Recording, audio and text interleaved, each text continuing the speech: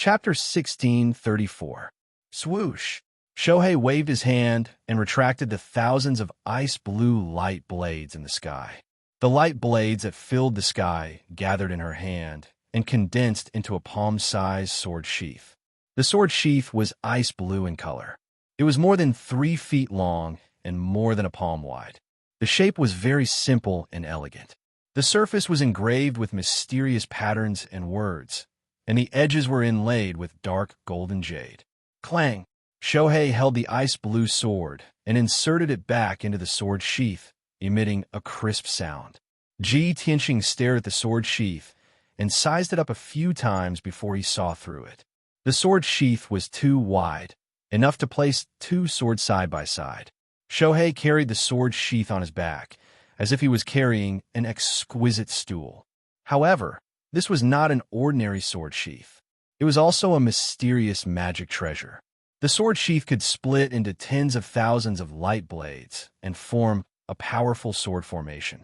Shohei's personality was cold, and he did not say much. His figure flashed and rushed into the distance to rescue Jibai. Ji Tianxing hurriedly followed and took out 2 pills to take the opportunity to suppress his injuries. In the sky 50 miles away, Jibai was fighting with 5 black-clothed martial artists. His bloodline awakening had already ended. He had returned to his original appearance from the rock giant who controlled lightning. His black robe was tattered, his entire body was dripping with blood, and his hair was messy. His aura was very chaotic, and his mana was very empty. He was already at the end of his rope and could faint at any time. The 5 black-clothed martial artists only suffered minor injuries. Their bodies were charred black by the lightning, and they looked somewhat miserable. However, the 5 of them worked together to form a battle formation and firmly trap Jibai. Jibai desperately rushed left and right, but he was still unable to break through the encirclement. Shohei and Ji Tianxing flew across the sky at lightning speed and quickly approached Jibai.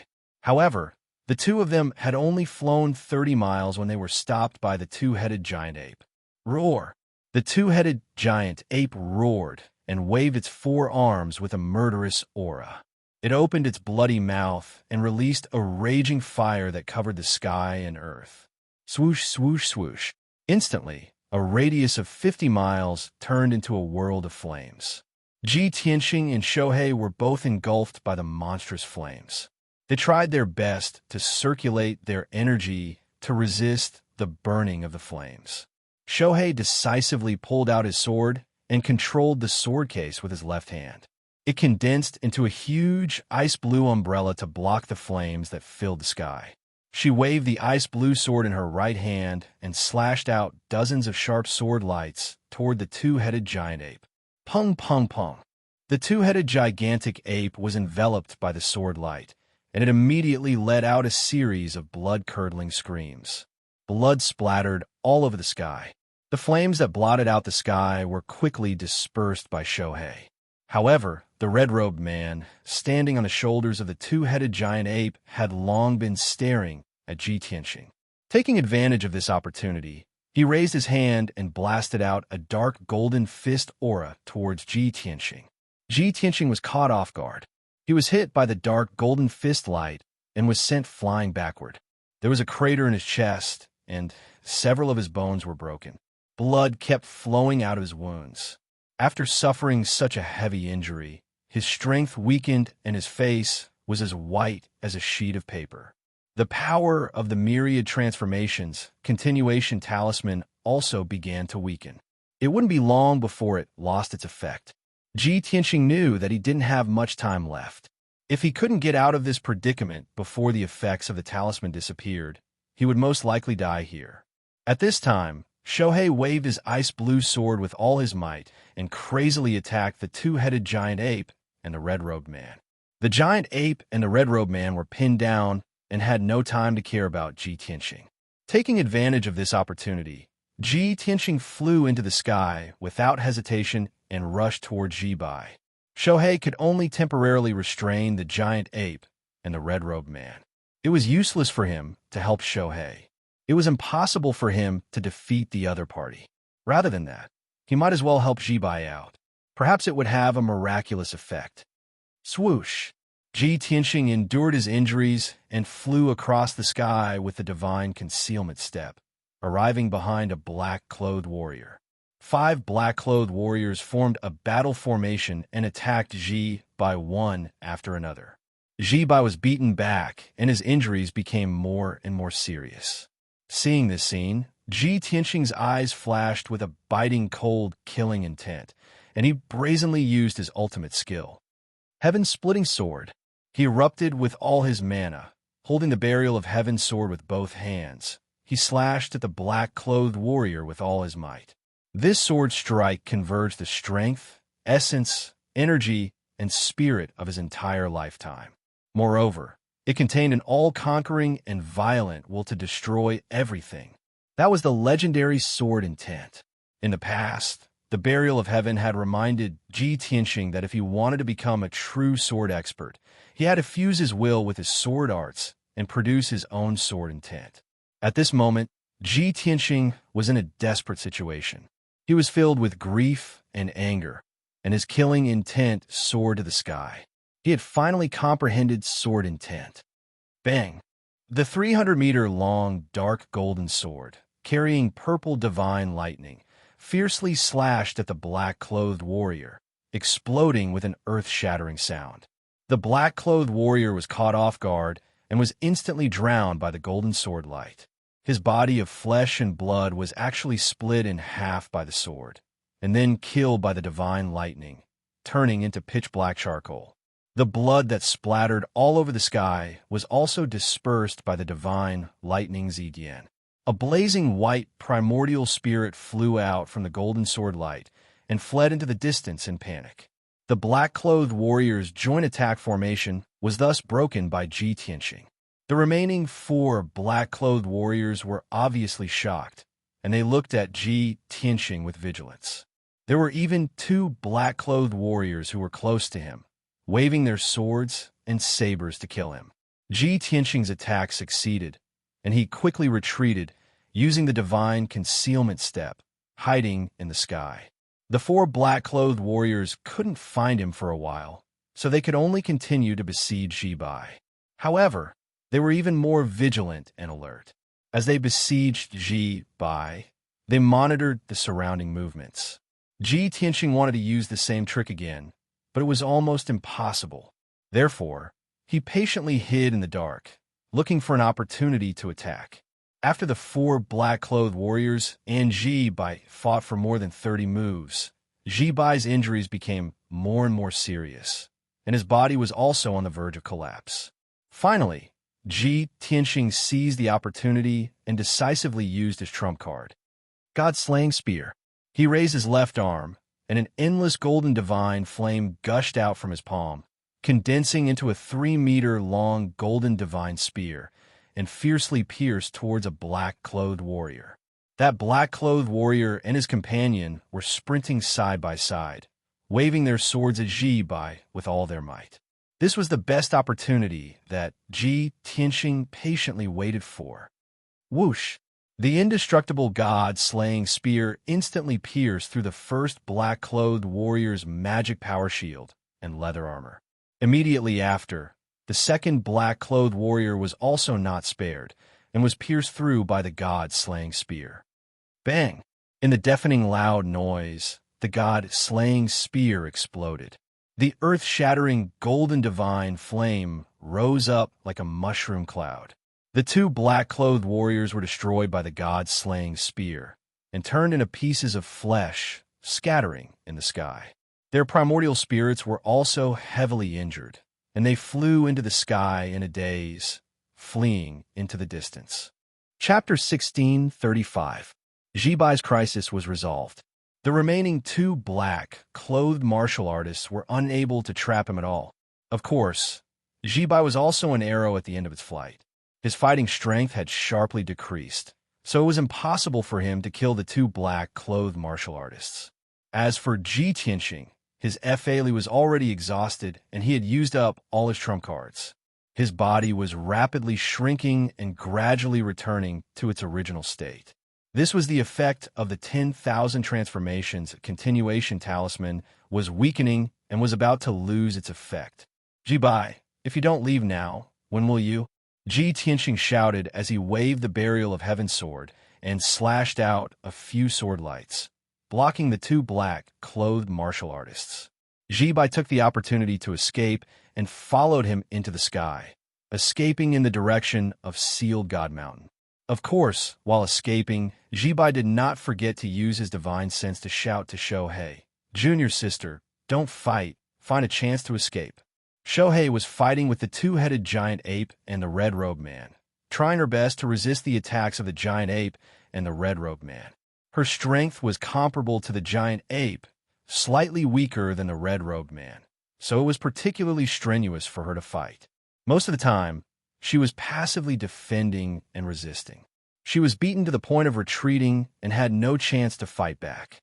Her situation was very dangerous, and her body was covered in dark red blood with many injuries. Seeing Ji Tianxing and Jibai successfully escape, her eyes flashed with a touch of relief, and she replied with a sound transmission, "Jibai, take master and retreat first. I will cover the rear." Jibai did not object and quickly followed Ji Tianxing. Now that he and Ji Tianxing were arrows at the end of their flight and had lost their fighting strength, Shohei could cover the rear. When the red-robed man saw that Ji Tianxing had escaped, he immediately flew into a rage, killing intent surging in his eyes. "Damn little bastard, don't even think about escaping from me," the red-robed man shouted with a murderous aura. He rode the two-headed giant ape and chased after Ji Tianxing and Jibai. Roar! The two-headed giant ape also let out a furious roar, desperately flapping its flame wings, turning into a dark red stream of light, cutting through the sky. "Damn it, we can't let him catch up to Master." Shohei's expression changed, and he chased after him like a shadow. She controlled the sword case with her left hand and turned it into a sky full of sword lights to attack the two-headed giant ape. Her right hand waved the sword and attacked the red-robed man with all her might. In order to delay the two-headed giant ape and the red-robed man, she did not hesitate to consume a large amount of her magic power and used a powerful ultimate move. This move was indeed effective. The two-headed giant ape's speed was greatly reduced, and it was getting further and further away from Ji Tianxing. Ji Tianxing endured his injuries and summoned his Yuan Shen golden sword. He flew across the sky with the speed of light. In a short span of 100 breaths of time, he had brought Jibai and fled a few hundred miles away, escaping the pursuit of the two-headed giant ape. His strength was completely exhausted, his consciousness blurred, and he almost fainted. Thus, he withdrew the golden primordial spirit sword and summoned the black dragon from the sword world. Roar! The black dragon let out a resounding dragon roar and carried Ji Tianxing and Jibai back to Bestowment God Mountain at its fastest speed. On the other side, Shohei had been entangled with the two-headed giant ape and the red-robed man.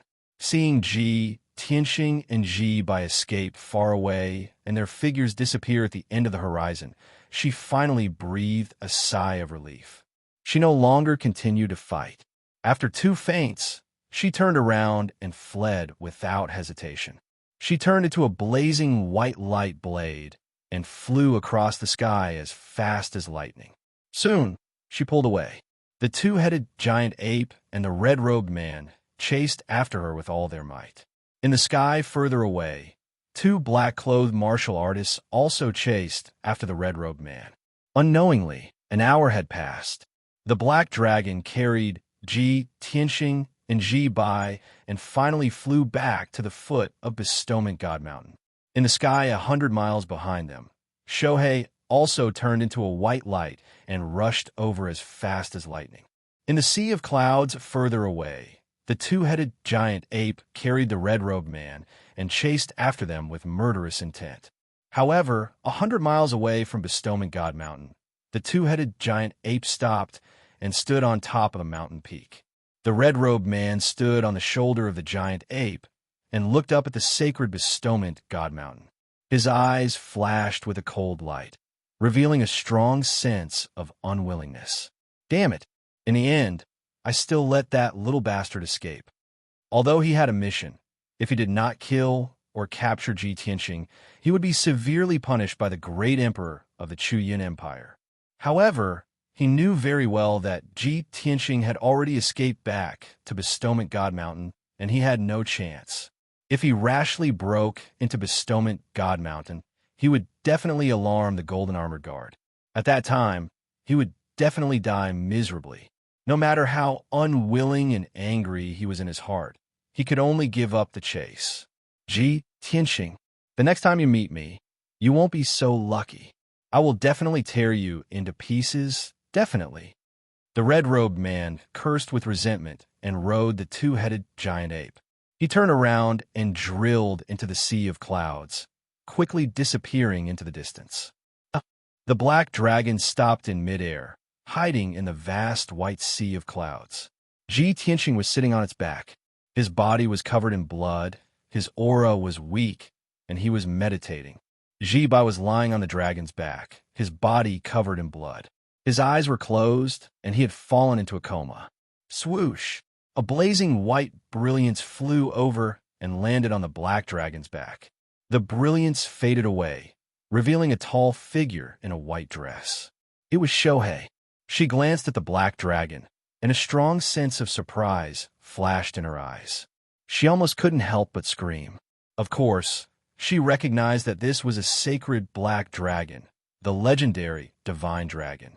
Before this, she had only seen the legends of the divine dragon in history books and biographies, but she had never seen it with her own eyes. If she saw the divine dragon with her own eyes on another occasion, she would definitely be shocked and exclaim in surprise. But not now. She quickly walked to Ji Tianqing's side and released her divine sense to check on Ji Tianqing's injuries. Seeing that Ji Tianqing was riddled with injuries, but they were all physical injuries and his primordial spirit was not seriously injured, she was finally relieved.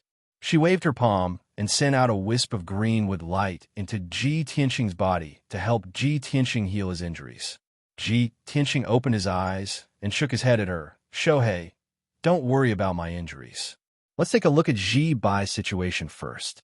Shohei nodded and quickly retracted her palm. She turned around and looked at the unconscious Ji Bai. She used her divine sense to check on Ji Bai's injuries. After checking the situation, she immediately frowned and her expression became serious. Ji Tianqing saw that her expression was strange and asked with concern, "How are Ji Bai's injuries?" Shohei said in a low voice, "Master, Ji Bai's injuries are too serious and he has already fainted. He was already riddled with injuries, and the injuries to his body and primordial spirit were extremely serious." At the critical moment, he used his trump card, the Lightning God's Treasure Body, completely overdrawing his strength and primordial spirit. However, Master doesn't have to worry too much.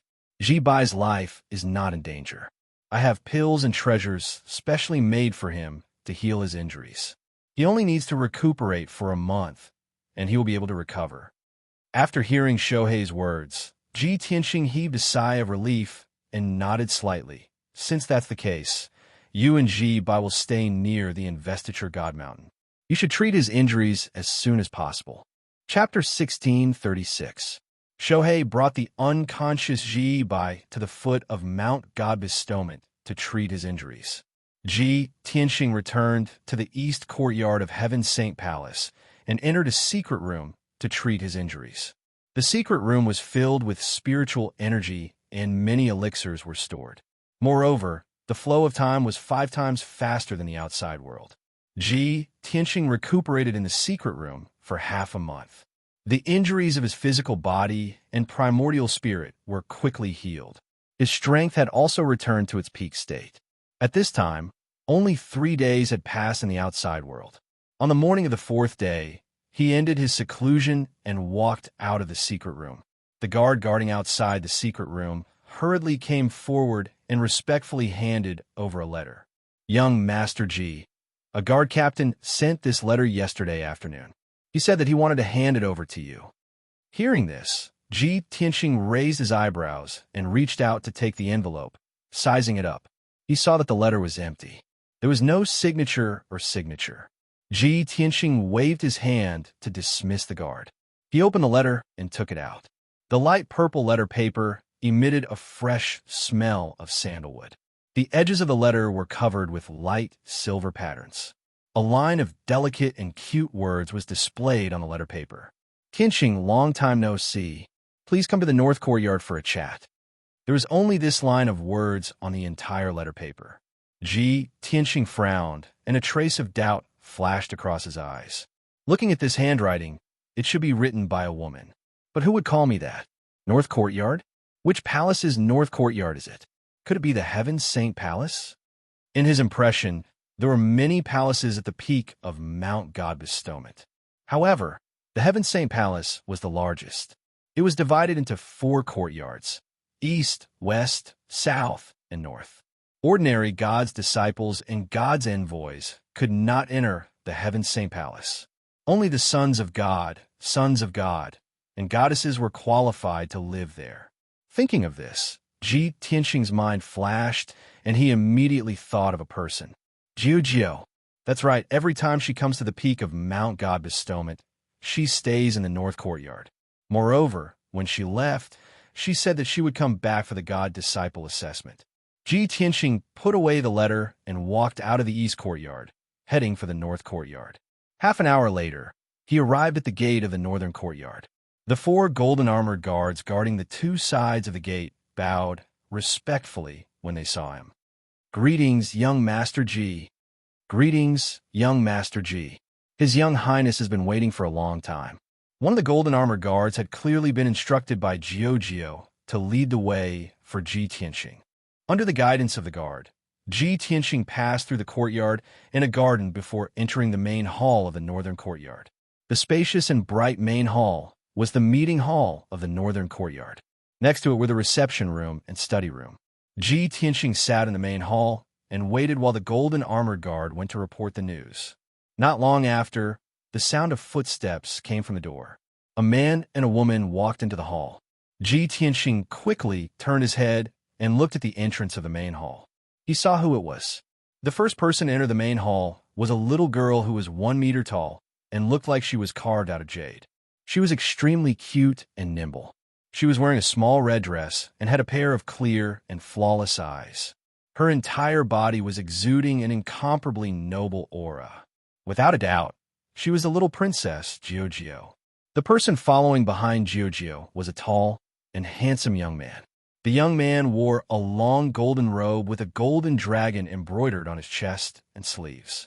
He also wore a luxurious golden crown on his head. He had long golden hair and a fair and handsome face. His blue eyes had a pair of golden pupils. This was a handsome and valiant noble young man. His every move showed that he was cultured and had a noble aura. Jiu had just entered the main hall. When she saw Ji Tianxing, a bright smile bloomed on her face, and she waved happily to greet him. Tianxing, long time no see. Your name seems to have spread far and wide. As she spoke, Jiu blinked her big eyes and revealed a playful smile. Ji Tianxing smiled and nodded to greet her. He said, Princess Jiu, how have you been? You said that you would come back before the God Disciple assessment. I didn't expect that, as a holy lady, you would go back on your words. Jiu stood in front of him and smiled awkwardly. She explained, I was delayed by something important. That's why I came back late. However, even if I came back late by more than a month, it wouldn't affect you. You still became the #1 God Disciple. The two of them were like old friends who hadn't seen each other for many years. They chatted naturally and even joked with each other. The young man in the golden robe stood quietly behind Jiu and looked at Ji Tianxing calmly. He didn't say anything. After Ji Tianxing and Jiu exchanged greetings, he nodded to Ji Tianxing and said with a smile, Ji Tianxing, I've heard about you from Jiu. It's really better to meet you in person than to hear about you. Ji Tianxing looked at the young man in the golden robe and asked Jiu, Princess Jiu, this is... Jiu quickly pulled the young man's sleeve and introduced it with a smile.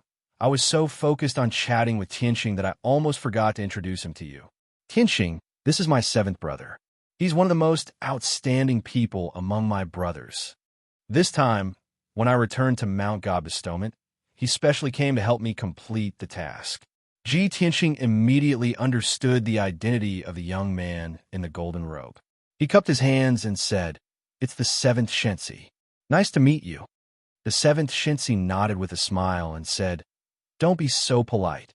My surname is Tai Hao, and my name is Yunqi. You can call me Brother Yunqi. Or you can call me Brother Yunqi like Jiao, or you can call me Brother Yunqi." Tai Hao Yunqi's manner of speech and demeanor were quite refined and elegant. It made people feel as if they were bathing in the spring breeze and would not feel bored at all. However, Ji Tianxing could feel that Tai Hao Yunqi only had a good temperament, but there was a sense of pride and arrogance in him.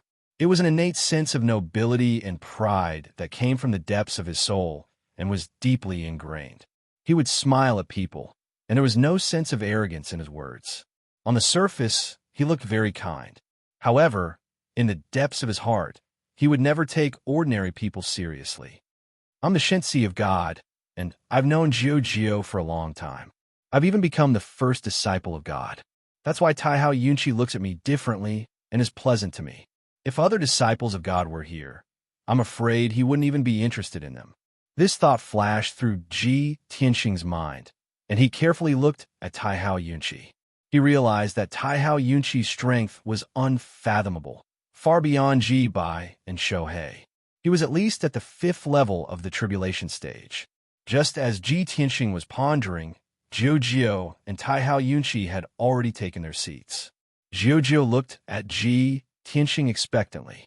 Her eyes were shining as she quickly asked, "Tianxing, I came back late and missed the Disciple of God assessment." Chapter 16:37. Both Ji Tianxing and Tai Hao Yunqi were stunned by Jiao's words. Ji Tianxing smiled and shook his head. "Your Highness Jiao, it's been almost 2 months. Let's not talk about it." Tai Hao Yunqi also revealed a smile and nodded in agreement. "Jiao, didn't the Great Guardian report the situation to you? Why do you ask Ji Tianxing to tell you again? Moreover, those young geniuses are only in the primordial soul realm. What can they do? It's fine if you don't listen." Tai Hao Yunqi patted Jiao's head affectionately as he spoke. His tone was casual as he spoke. It was obvious that he did not take Ji Tianxing and the God's disciples seriously. It was as though the battle between the young geniuses and the God's disciples was like a fight between ants. Ji Tianxing was even more certain of his judgment. Tai Hao Yunqi's temperament was just as he had guessed. Jiao pouted as a look of disappointment flashed across her eyes. "All right, I'll ask Tianxing to tell me more in the future." Tai Hao Yunqi nodded and smiled. "Our mission is almost complete. Now, there's only one thing left. What do you say? Or should I say it?" Jiao volunteered. "Let me tell Tianxing." Ji Tianxing raised his eyebrows and looked at Jiao calmly. Jiao looked at him sincerely and said slowly, "Tianxing, I've returned to the God's kingdom for the past 6 months and reported everything about you to Father. Although Father has been cultivating in seclusion, he left a clone in the God's kingdom." When Jiao said this, Tai Hao Yunqi clearly frowned and secretly sent a voice transmission to remind her. Jiao's body trembled. She quickly skipped that part and continued, "Father God has already noticed you and is very optimistic about your future. Therefore, Father God sent down a divine decree to let the clear heaven pagoda focus on nurturing you, hoping that you can stay on Mount God bestowment and cultivate in peace." Ji Tianxing frowned slightly when he heard this. Jiao, I told you about this. I won't be staying on God Rank Mountain forever, and I'll be leaving soon. As for the reason, you should be well aware of it." The brilliance in Jiao's eyes dimmed. She nodded and said, "Tianxing, of course I can understand your feelings. I also hope that you can find your wife soon and reunite with her. However, the Father and I both hope that you can stay. I even discussed with Father God that after you find your wife, you can also bring her to Mount God bestowment. Father God will show mercy and let your wife become a God's disciple, so that you two can live together." Ji Tianxing frowned and thought for a while. Then he shook his head and said, Jiao, thank you and Mr. God Lord for your kindness. But I'm afraid it's hard to realize." He knew that Yun Yao's identity was special. She was the reincarnation of Goddess Yao Wang, and also someone personally appointed by Luo Shui, martial god. More than 20 years ago, Luo Shui, martial god, had secretly ordered the palace lord to set up this plan. Now, Yin Yao had finally entered Luo Shui divine kingdom and was cultivating there. How could Luo Shui, martial god, let her go?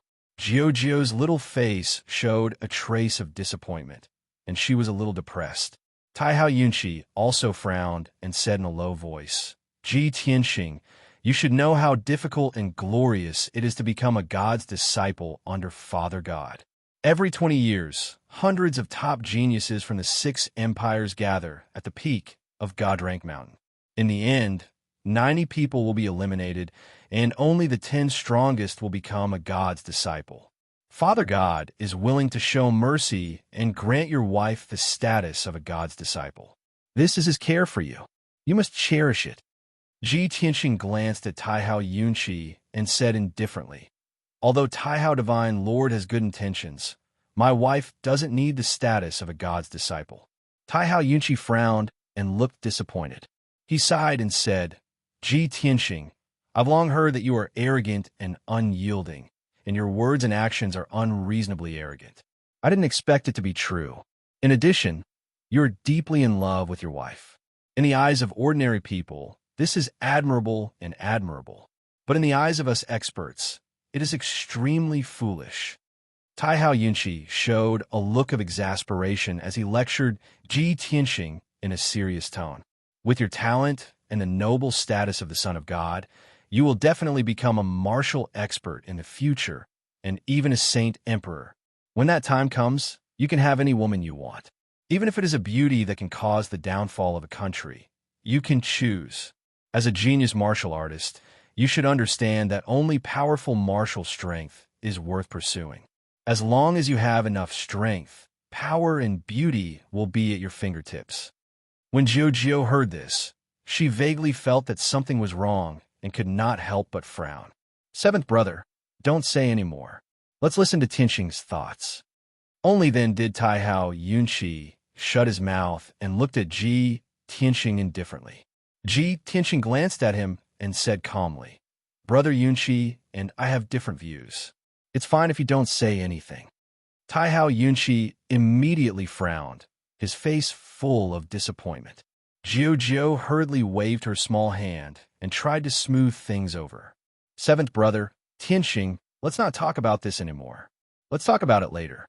After that, she looked at Ji Tianxing and said solemnly, Tianxing, before I came to Mount God Bestowment, Father God gave me a mission. Father God wants to see you personally and has some questions to ask you. So, I hope you can come with us to the kingdom of God. Ji Tianxing raised his eyebrows and asked, How long will it take to go from here to the kingdom of God? Jiu answered truthfully, If it's fast, it'll take half a month. If it's slow, it'll take a month. Ji Tianxing decisively shook his head and refused. In a few days, I'll be leaving Mount God Bestowment to participate in the 3 kingdoms of God. I definitely won't be able to go to the kingdom of God. There won't be enough time. Jiu smiled and hurriedly waved her hand. No, Tianxing, don't worry about this problem. The 3 kingdoms of God exchange has always been held in the ruins of God. There's a space-time passage in the kingdoms of God that leads directly to the ruins of God. Come with us to the kingdom of God. After meeting Father God, you can pass through the space-time passage and reach the ruins of God. There's definitely enough time. Ji Tianxing remained silent and frowned as he weighed the pros and cons. Jiu saw that he was wavering and added, Tianxing, I already know about the grudge between you and the Chu Yun Empire. Forgive me for being blunt, but with your current strength, I'm afraid it'll be difficult to resist the Chu Yun Empire's revenge. If you want to solve the problem completely, the best way is to meet Father God. No matter how powerful the Chu Yun Empire is, they're still Father God's people and must obey Father God's orders. You should understand what I mean, right? Jiu's words hit the nail on the head. Ji Tianxing immediately nodded and agreed. Chapter 1638.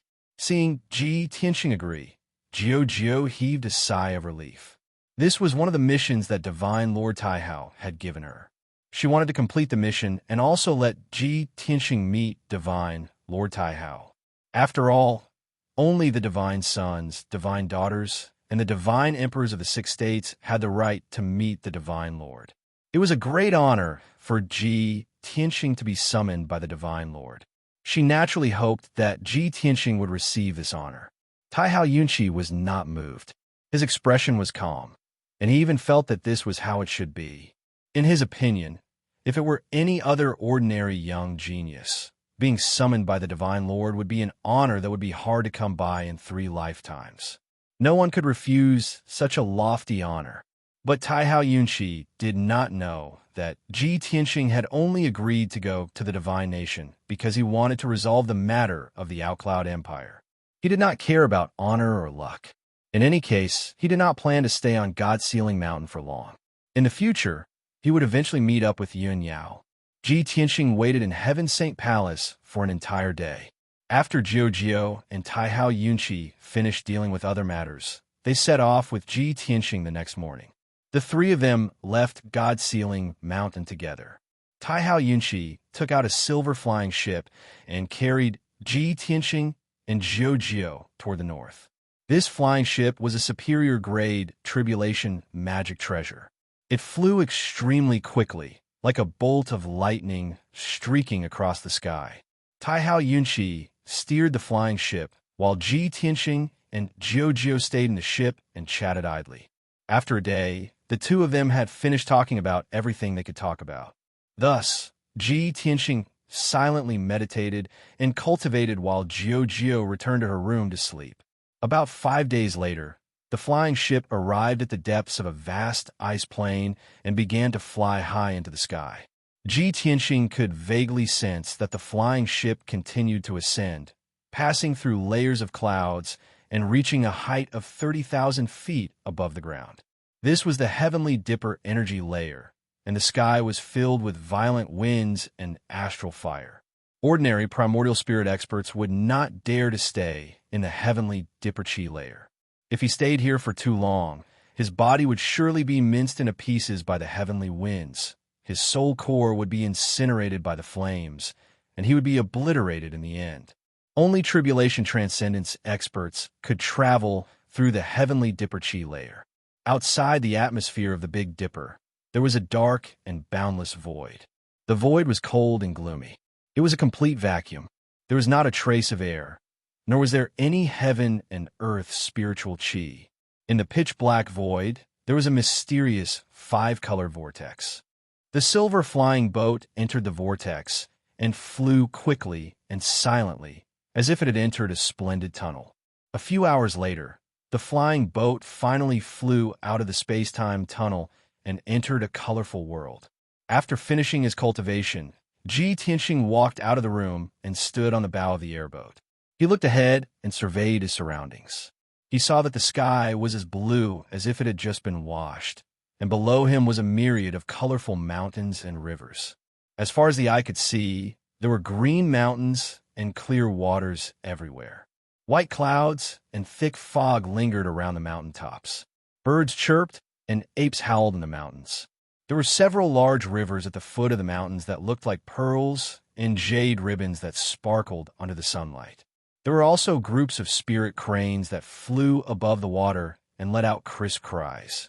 The extremely dense heaven and earth spiritual chi condensed into strands of 5-colored spirit fog in the air that drifted along with the breeze. Not only was the heaven and earth spiritual chi several times denser than that of the Shenwu continent, but there was also an invisible power that filled the world. The aura of this power was sacred and boundless, and it could invisibly strengthen a martial artist's body and cleanse their spirit.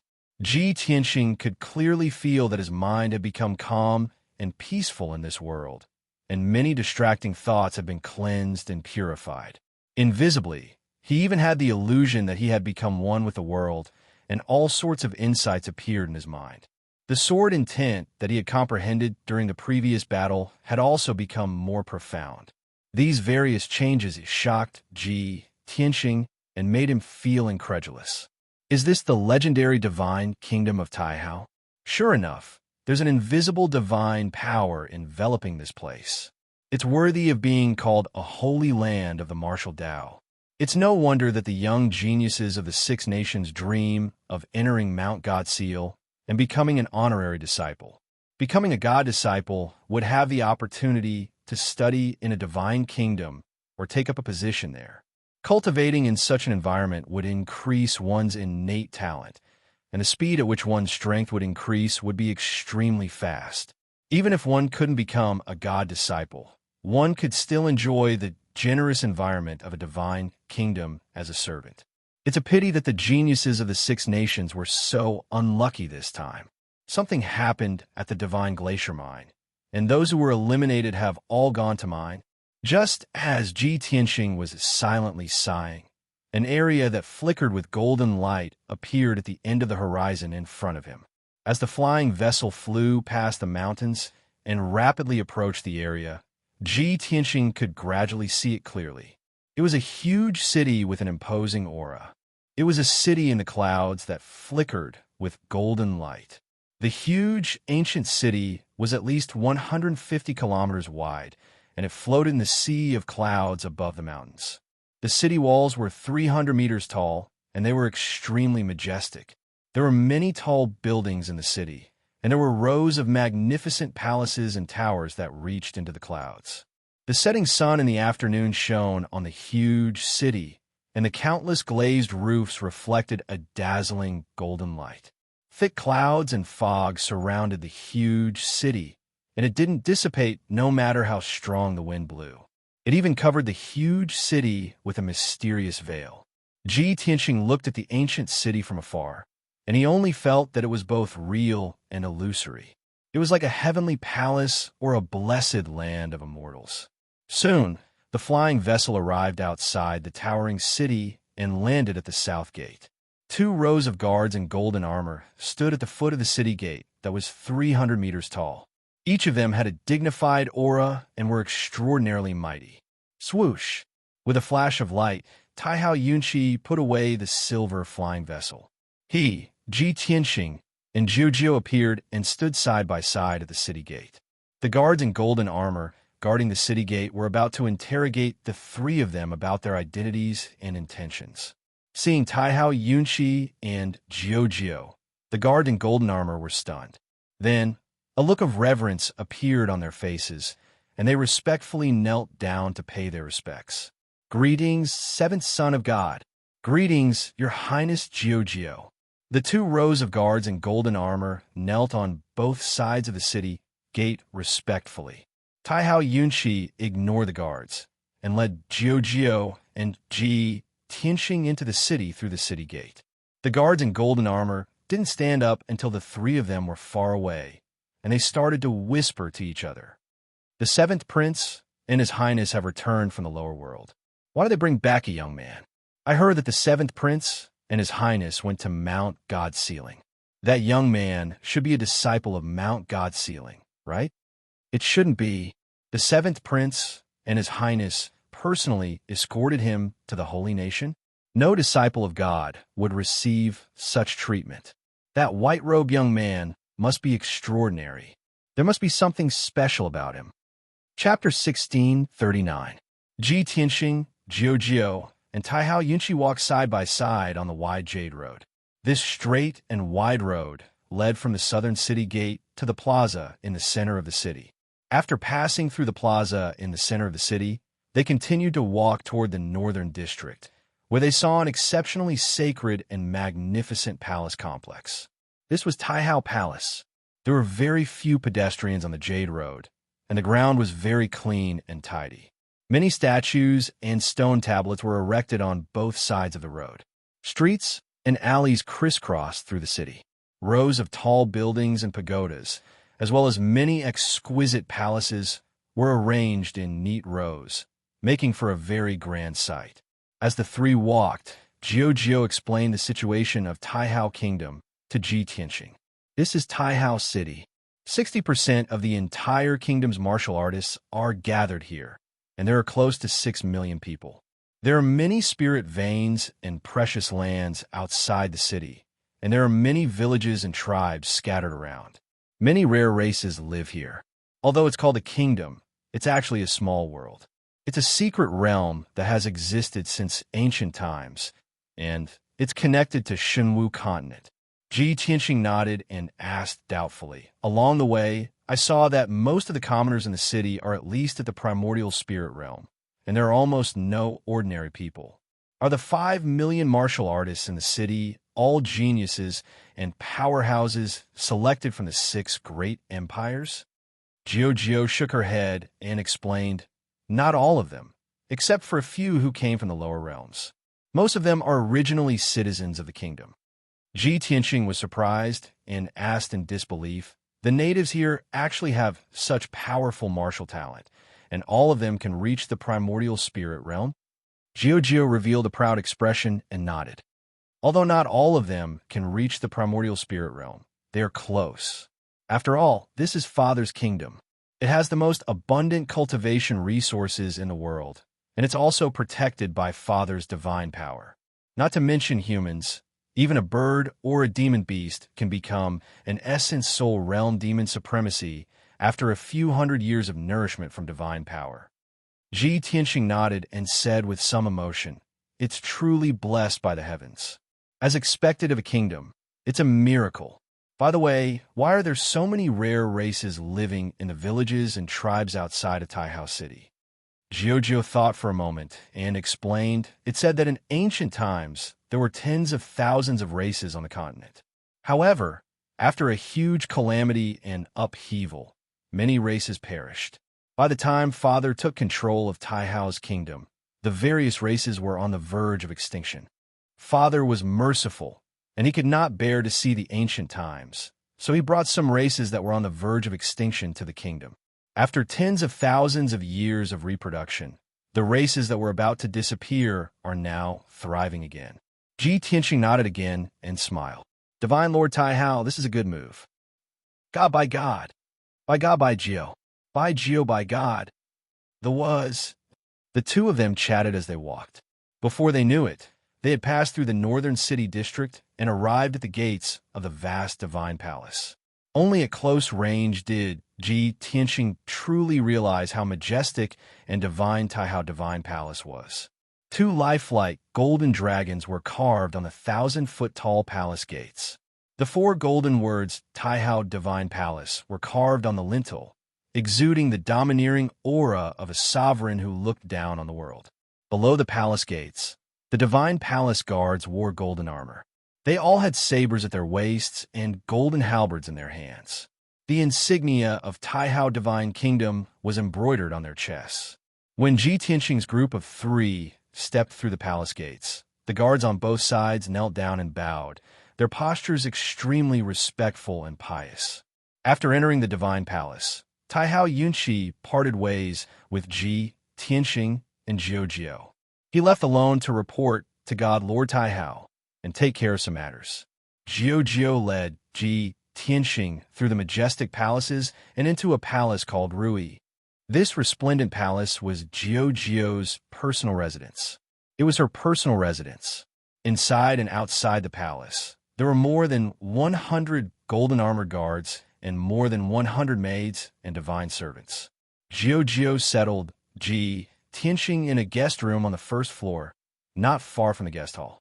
Ji Tianxing meditated in the room and waited patiently for an entire afternoon.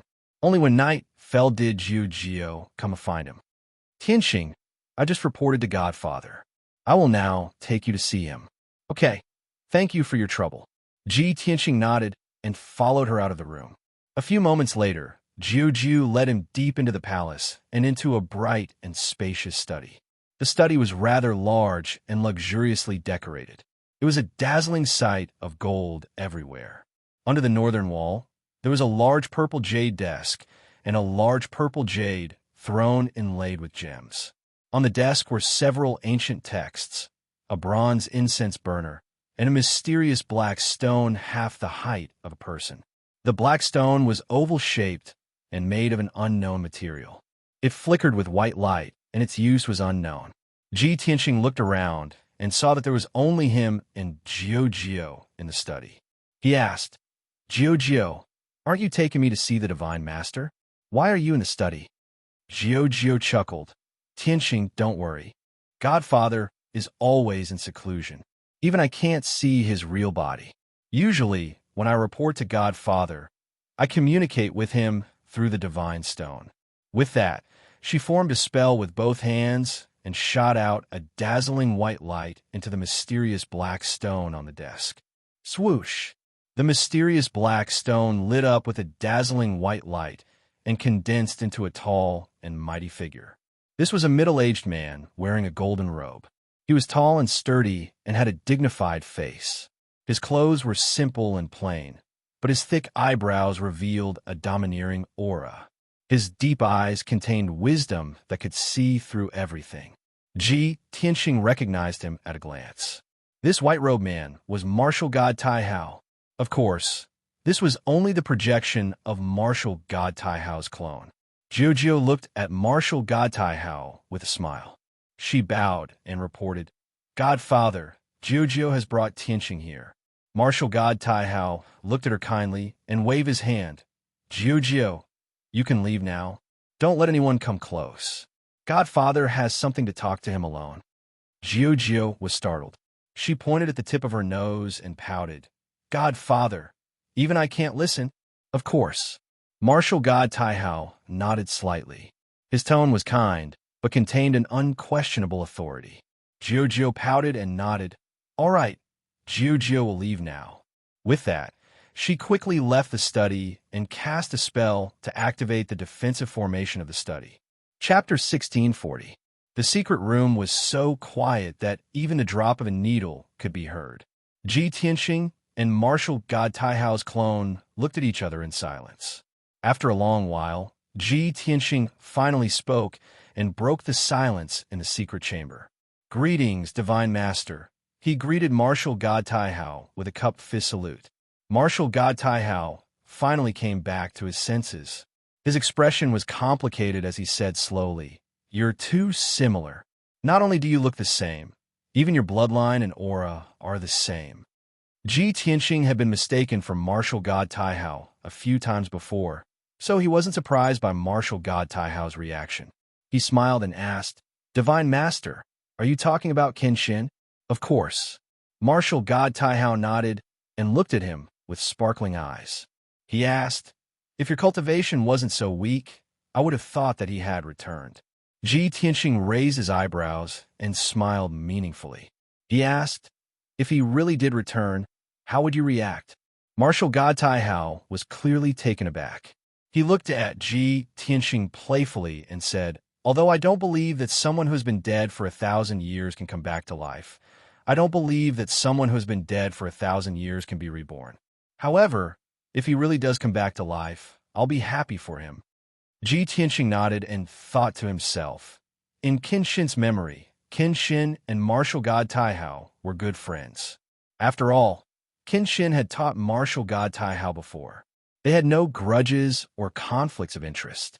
Martial god Tai Hao should be trustworthy. Martial god Tai Hao sighed and said with a wry smile, Unfortunately, you're Tianxing. You can only be Kenshin's successor. You're not him. Besides, I can guess what you're thinking. You don't need to test my attitude. If I was hostile to you, you would have disappeared a long time ago. How could you still be alive? Tianxing nodded and said calmly, I've made a fool of myself in front of the Divine Lord. But I still want to ask, why did the Divine Lord summon me? Martial god Tai Hao said in a deep voice, Firstly, I would like to meet an old friend from 1,000 years ago. You might not be him, but you look very much like him. Secondly, I owe him a favor and have never had the chance to return it. If I return this favor to his successor, perhaps he will feel gratified in the underworld. Martial god Tai Hao looked at Tianxing sternly and said solemnly, Tianxing, I know everything that has happened in the past 6 months since you entered Mount God Seal. Your talent is extraordinary, and your future is promising, as expected of a successor of Kenshin. Although you're now the #1 God's disciple, a God's disciple is only equivalent to my disciple in name. You can't be compared to the Son of God.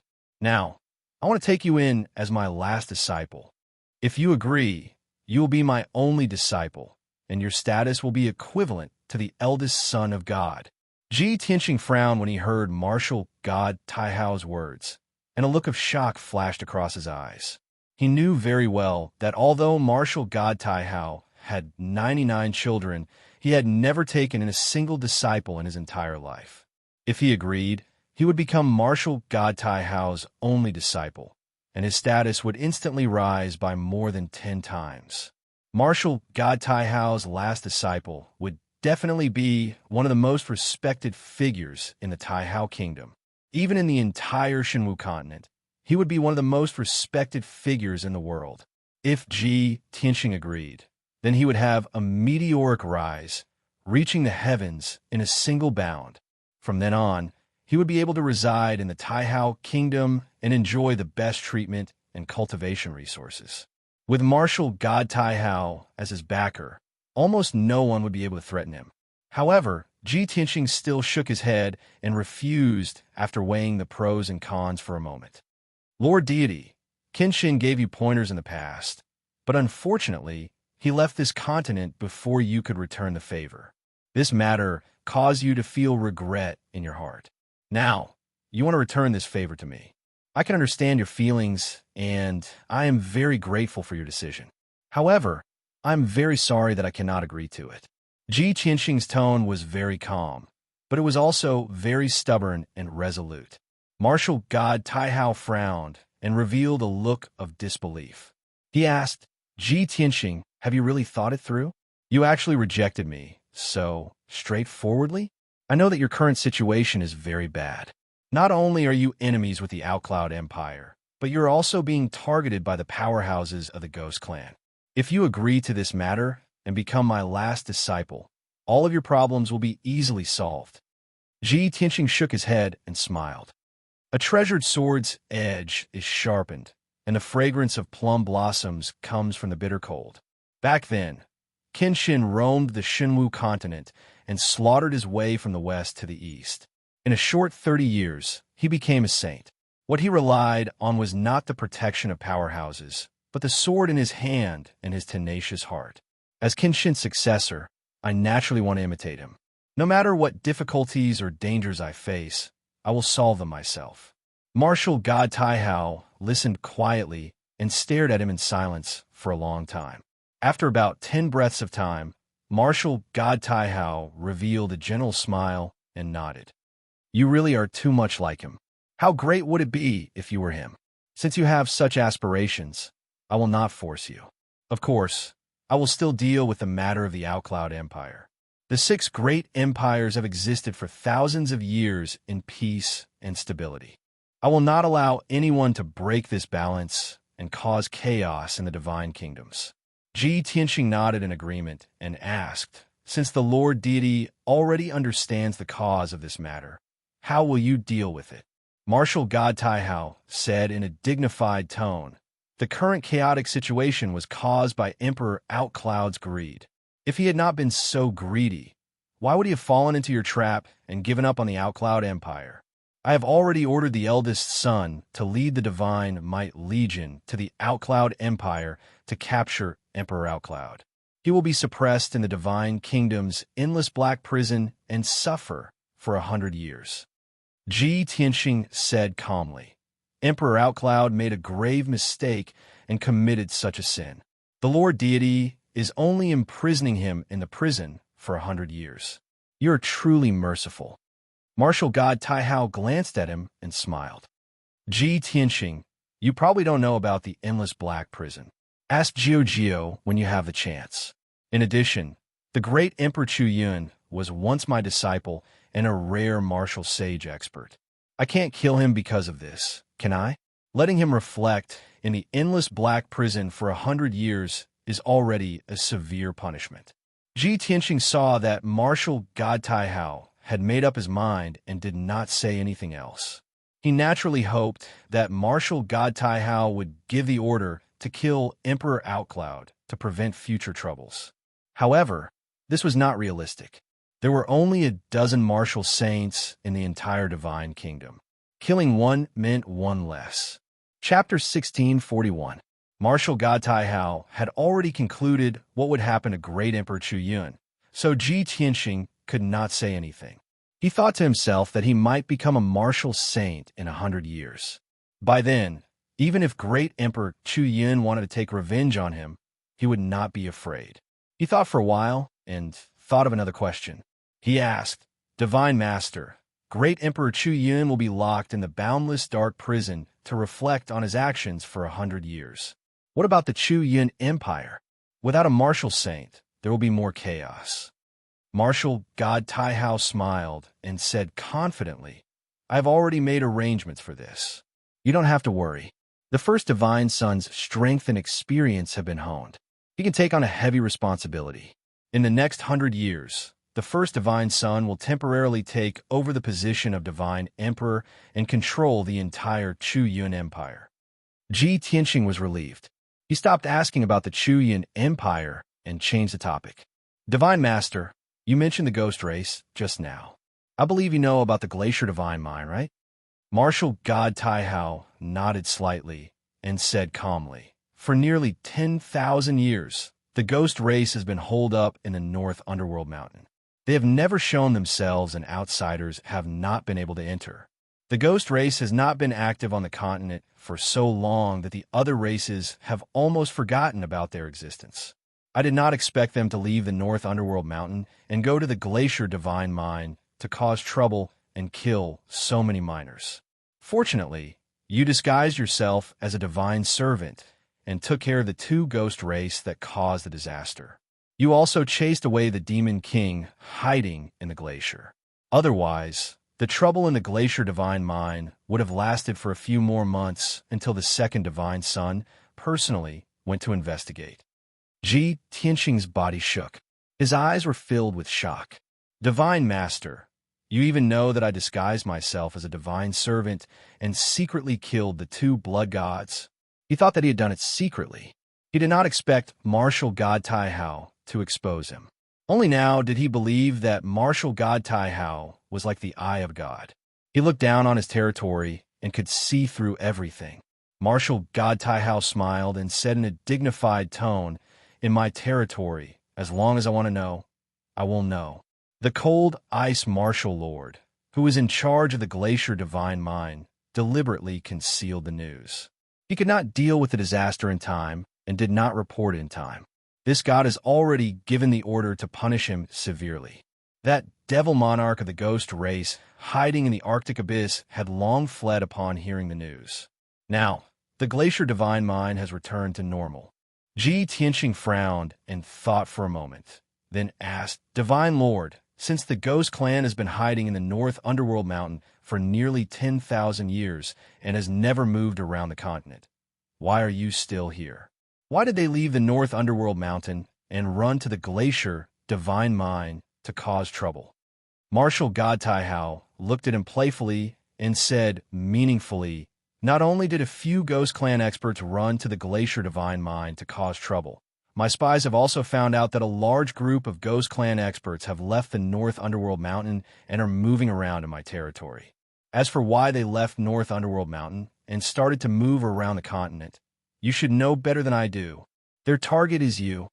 Ji Tianxing frowned and fell silent for a moment before saying, "Divine Lord, to tell you the truth, when I first came to the Xinwu continent from the Tianxian continent, I was chasing after the ancestral demon god. You should have heard of the legend of the ancestral demon god, right?" Martial God Taihao frowned, and a look of disbelief flashed across his eyes. He asked in astonishment, "The ancestral demon god? You chased it all the way to the Xinwu continent? How is that possible?" Of course, this god knows about the legend of the ancestral demon god. The ancestral demon god was the primogenitor of the ancient demon race, and it was also one of the reasons for the ancient war. During the ancient war, countless deities and powerhouses from various races were massacred by it. It led 3,000 blood gods and wantonly massacred the people and powerhouses of various races, causing the ancient races to wither and perish. Today, 99% of the ancient races have perished, and only a few hundred races are left. But didn't the ancestral demon god fall during the ancient war? After the ancestral demon god fell, the remaining demons on the Shinwu continent were encircled and annihilated by the various races. Those that escaped the net retreated to Dark North Mountain and changed their names to the Ghost Race. They never dared to appear in the world again. Ji Tianxing nodded and said, "Originally, the ancestral fiend god had fallen in the ancient war. But no one expected that a trace of its spirit remained, and it slept in the blood river of the demon race's sacred land for 30,000 years. After that, the demon king tried everything to revive the ancestral demon god. Although I killed the demon king, I couldn't do anything to the ancestral demon god, and it escaped here." After listening to Ji Tianxing's explanation, Martial God Taihao came to a realization and nodded. So that's how it is. A trace of the ancestral demon god spirit was not destroyed, and it slept for 30,000 years before being reborn. This is simply inconceivable. When he thought of this, Martial God Taihao looked deeply at Ji Tianxing, and a thought flashed through his mind like lightning. The ancestral demon god managed to preserve a trace of its spirit and was reborn after 30,000 years. Kenshin was revered as the king of gods back then. Did he really fall? Will he be like the ancestral demon god and be reborn after 1,000 years? Just as Martial God Taihao was deep in thought, Ji Tianxing spoke. "God Lord, the ancestral demon god has most likely fled back to Dark North Mountain. It must be conserving its strength and quickly recovering its vitality. Once it recovers, it will definitely lead all the demons to sweep through the Shinwu continent and cause another bloody catastrophe. I suggest that you act as soon as possible and kill it before it recovers. Otherwise, it will be too late to act when it matures in the future." Martial God Taihao nodded and said solemnly, "Ji Tianxing, I will seriously consider your suggestion. I will also send the Shunwei Legion to clean up the ghosts that have intruded into my territory. However, Dark North Mountain has been a forbidden area since ancient times, and it is extremely dangerous. Even my Shunwei Legion will find it difficult to enter that forbidden area, and it will be even more impossible to wipe out all the ghosts. Also, I am currently in seclusion to comprehend a divine art. I will not be able to come out for a while, and I will not be able to act personally." Ji Tianxing immediately understood what Martial God Taihao meant and could not help but frown. Martial God Taihao is currently in seclusion. A martial god like him can stay in seclusion for decades or even centuries. He cannot personally deal with the ancestral demon god, and the Shunwei Legion cannot attack Dark North Mountain. The only thing he can do is kill all the demons that enter the territories of the Six Nations, but this will not affect the foundation of the demons. When he thought of this, Ji Tianxing let out a long sigh. I can only hope that the ancestral demon god will not recover its peak strength within 100 years, and it will not attack Dark North Mountain. Chapter 1642. Ji Tianxing hated the demon clan to the core and wished he could kill the ancestor demon god as soon as possible to prevent future troubles. However, Martial God Taihao had never dealt with the demon clan before and had no enmity with them. Naturally, he would not be as anxious as him. Moreover, Martial God Taihao was in seclusion and would not come out in a short period of time. Ji Tianxing could only drop the matter and did not mention it again. Martial God Taihao continued, Ji Tianxing, the previous Kingdom Exchange Conference will be held in the Ruins of God. Every exchange conference was a once-in-a-lifetime opportunity for God's disciples from different countries. After you go to the Ruins of God, you must perform well. Perhaps you will have an incredible harvest. Ji Tianxing nodded to show that he understood and asked, what is the great opportunity that the God Master is talking about? Martial God Taihao was silent for a moment before he opened his mouth to explain, this will have to start from the origin of the Ruins of God. The Ruins of God originated from the ancient era and appeared after the ancient war. Legend has it that it was the world of the gods, but it was destroyed in the ancient war and became a ruin. There are also some legends that say that it is the resting place of the ancient gods, and there are countless tombs of the gods buried there. There is a mysterious messenger who guards the Ruins of God for his entire life. Everyone calls him the Old Man of God. Every time the Kingdom Exchange Conference is held, the Old Man of God will secretly observe it. If there is an outstanding talent or a peerless genius, the Old Man of God will appear and choose this genius to enter the ruins of God. In the past few thousand years, there have been more than 10 peerless geniuses who were lucky enough to be chosen by the Old Man of God and entered the ruins of God. After these geniuses entered the ruins of God, they all had shocking gains. They either obtained ancient divine items or the inheritance of an ancient god. In the end, these geniuses became the most dazzling experts in the continent and basically all reached the martial sage realm. After listening to Martial God Taihao's explanation, Ji Tianxing came to a realization and nodded. I see. The ruins of God is equivalent to the graveyard of the ancient gods, and there are countless divine Tao inheritances buried there. In the past few thousand years, only a dozen geniuses were chosen by the Old Man of God and were lucky enough to enter the ruins of God. In that case, the Old Man of God's appearance is extremely rare. He might not appear in this Kingdom Exchange Conference. Martial God Taihao nodded slightly and said, exactly. Whether or not the Old Man of the godly ruins will appear depends on whether or not there are any peerless geniuses among the God's disciples of the three divine kingdoms. Ji Tianxing nodded and said with a calm expression, if that's the case, then we can only let nature take its course. This matter cannot be forced. Martial God Taihao was just reminding him. He did not have high hopes. Then he changed the topic and said, Ji Tianxing, I heard from Jiu Jiu that you are looking for your lost wife. Exactly. Martial God Taihao said gently. It's like looking for a needle in a haystack if you want to find her on your own. Why don't I issue an order for the spies of the various empires to help you find them? You'll definitely be able to reunite with your wife soon. Ji Tianxing bowed and said, thank you for your kindness, Divine Lord, but there's no need for that. I've already found her tracks. I'll be able to see her and reunite with her during the Kingdom Exchange Conference. Martial God Taihao raised his eyebrows. His eyes flickered with astonishment. Is your wife a god disciple of the other two kingdoms? Ji Tianxing did not hide it. He admitted it openly. That's right. My wife is now under martial god Luo Shui. Martial God Taihao would find out about it sooner or later with his ability. He might as well be honest with him, which made him seem more upright. Martial God Taihao frowned slightly and asked in a deep voice, so you won't be returning to Mount God's Ceiling after the Kingdom Exchange Conference?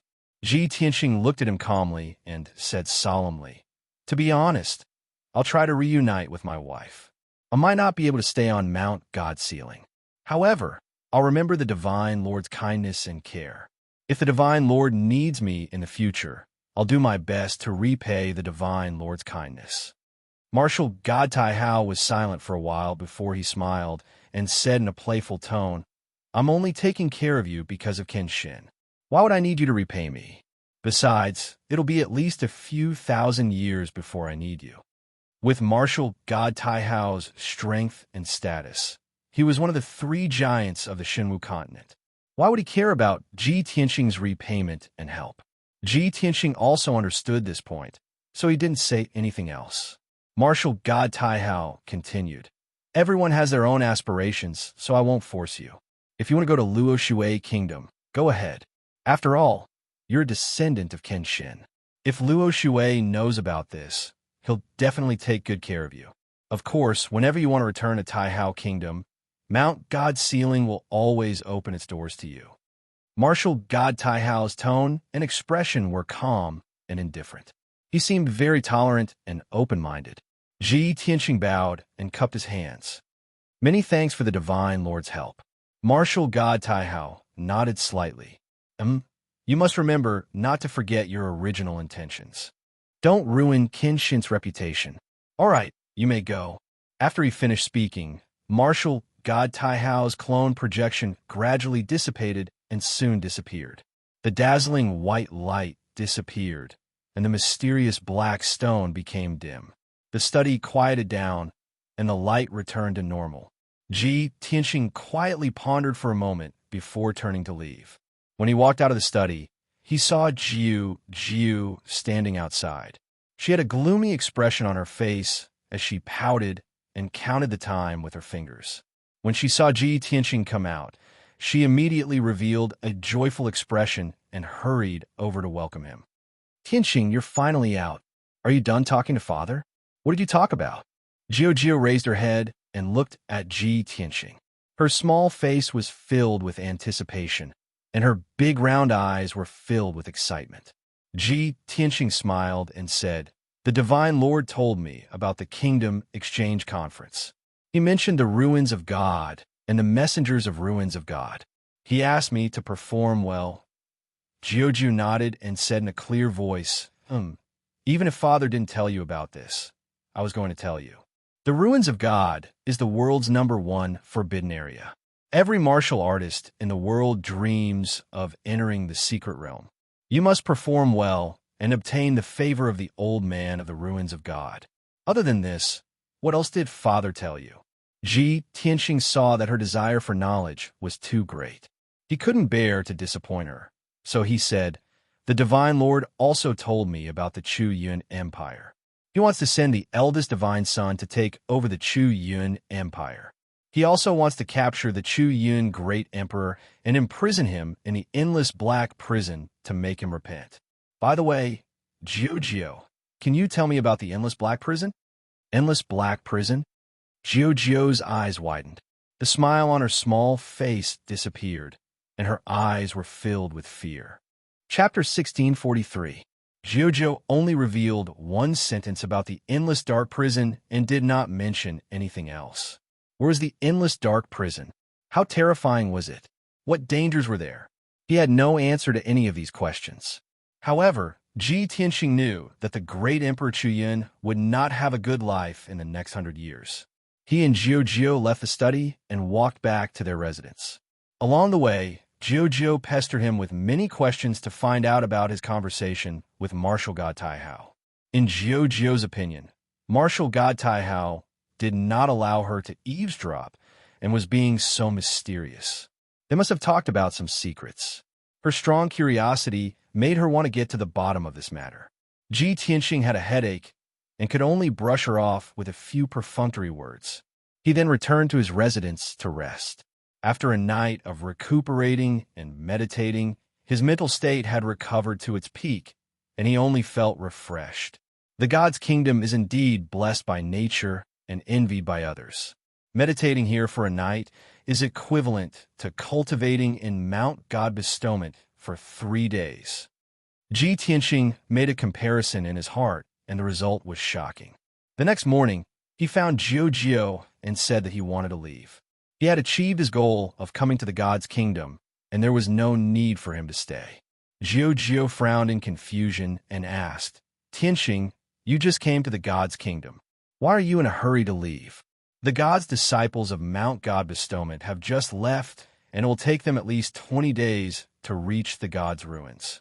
If you leave now, you can reach the God's ruins in an instant and reach 20 days earlier than them. Don't you still have to wait for them? If that's the case, why don't you stay in the God's kingdom and leave when the time is near?"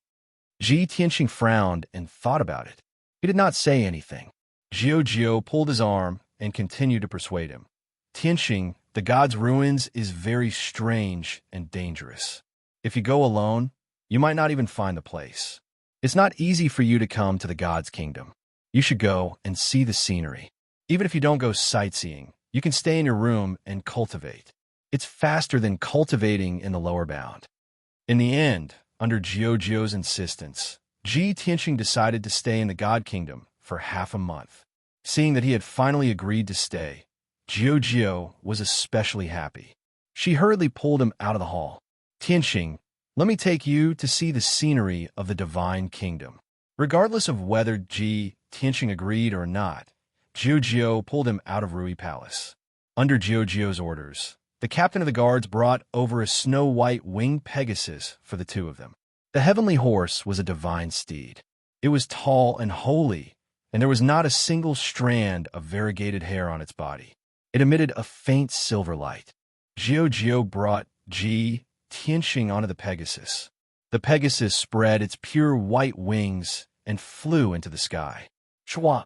The heavenly horse was flying in the sky above Taihao City, gracefully circling and dancing in a leisurely manner. Jiuzhou pointed at the buildings in the city and took the initiative to introduce them to Ji Tianxing. Tianxing, look over there. That's the market, the largest trading market in the city. Many martial artists trade there. Some rare treasures often appear there, as well as many interesting things. Seventh brother and I often go there to take a look. Over there is the tower, the tallest building in the city. It was built by the royal craftsmen of the Divine Palace. It only took 3 days to complete, and over there, the largest palace is the 100 Clans Assembly. Usually, if there are any major events of the 100 Clans outside the city, they will report to the 100 Clans Assembly. Jiuzhou continued to introduce, feeling a little excited. Ever since she first met Ji Tianxing in the Xianping Gate, she felt that Ji Tianxing was different from the rest. He was very special. This inexplicable feeling gradually deepened as she interacted more with Ji Tianxing. Because of this, she tried her best to persuade Ji Tianxing to stay. In the depths of her heart, she always wanted to spend a few more days with Ji Tianxing. Perhaps she could understand him better. Ji Tianxing listened quietly. Occasionally, he would ask a question or two, and from time to time, he would be amused by Jiuzhou. Unknowingly, the Pegasus carried the two of them out of Taihao City and flew out of the city. Outside Taihao City, there were rolling mountain ranges. They were basically deep mountains, great lakes, and thousands of feet high peaks. In some of the flatter mountain peaks and valleys, there were a few villages and tribes scattered around. Although these villages and towns were not big, they had a very long history. The houses and buildings had a special style and style. The small villages only had a few dozen families, and the population was only 100 or 200. The bigger towns had thousands of houses and buildings, and the population was as high as 10,000. Ji Tianxing stood on the back of the Pegasus and looked down at the many villages and tribes. Indeed, he saw many strange races. There was the mermaid clan who lived by the lake. They had a human body and a fishtail. There were the ancient tree shepherds who lived in the lush forest. They had the body and limbs of a big tree, but they had the head of a human. There was also a centaur tribe who lived on a hillside facing the sun. There were more than 200 people in the tribe. They all had the body of a horse for hooves and a tail, but their necks were no different from humans. There were also the rare Miluo lionmen, silver star wolfmen, ancient willow tribe, flower spirit tribe, and so on. Ji Tianxing had never heard of most of the races. After seeing them, he felt that it was an eye-opener. There were only a few races that he had seen in the ancient books. However, this was the first time he saw them with his own eyes. About 2 hours later, the Pegasus flew deeper into the mountain range. Jiuzhou pointed at a 2,000 feet high peak in front of them and said to Ji Tianxing, "Tianxing, that's the Moon Fox Mountain, the territory of the Moon Fox tribe. The people of the Moon Fox tribe, regardless of their gender, are very handsome and kind. They are good at making a kind of cake called the Moon Mark. It's very delicious. I used to visit them often." Ji Tianxing smiled and said jokingly, "You want to eat their cake, right?" "Yes." Jiuzhou nodded and said with a smile, "I'll take you to try it. I believe you like it too." While they were talking, the Pegasus carried the two of them to the sky above the Moon Fox Mountain. This 2,000 feet high peak stood in the middle of the mountains. It was very beautiful and had its own good fortune. The middle of the mountain was covered by clouds and mist. The peak of the mountain was surrounded by a sea of white clouds. It was like a fairyland. The mountain peak, with a radius of more than 30 miles, was relatively flat. There were dense forests and grasslands growing on it. A huge 5-colored light shield covered the peak of the mountain like a sky curtain, protecting the territory of the Moon Fox tribe. When the Pegasus flew close to the 5-colored light shield, 6 Moon Fox tribe guards in silver armor came forward to welcome them. Ji Tianxing took a closer look. The 6 Moon Fox tribe guards were all young men. They were tall, handsome, and had long silver hair.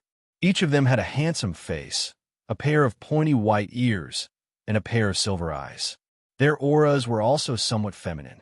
Chapter 1644. The 6 guards of the Moon Fox tribe recognized Giorgio. They did not need to look at Giorgio's identity token. They quickly opened the five-colored light shield and bowed in unison. "Greetings, Your Highness. Welcome to the Moonfox Tribe, Your Highness." All the guards greeted Giorgio respectfully with smiles on their faces. Giorgio waved at them and rode the Pegasus to the grassland at the peak of the mountain.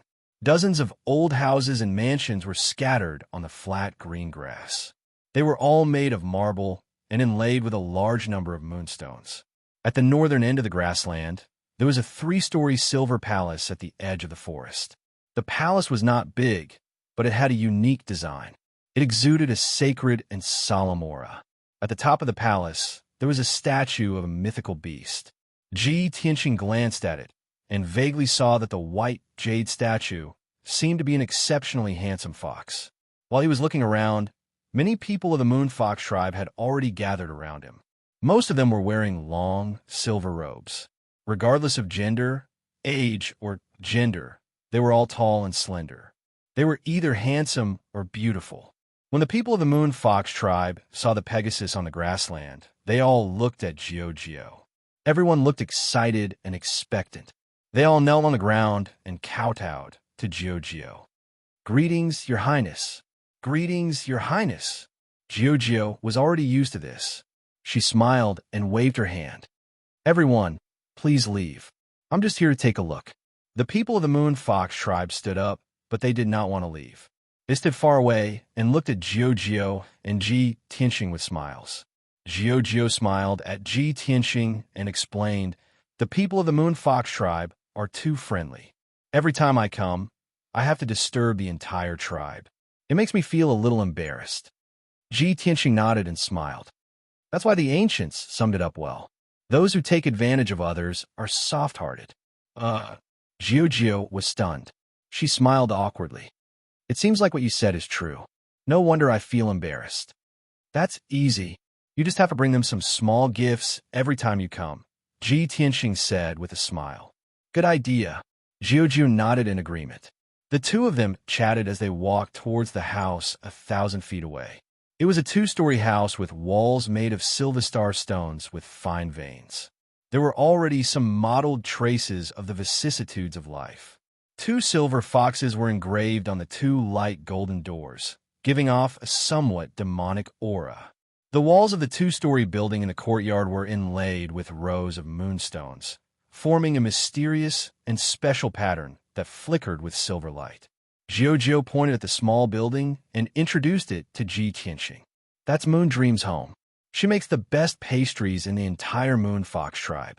Ji Tianqing smiled and asked, "Looks like you've been here a lot." Giorgio smiled and explained, "More than 10 years ago, I met Moondream when I was traveling around the God Nation.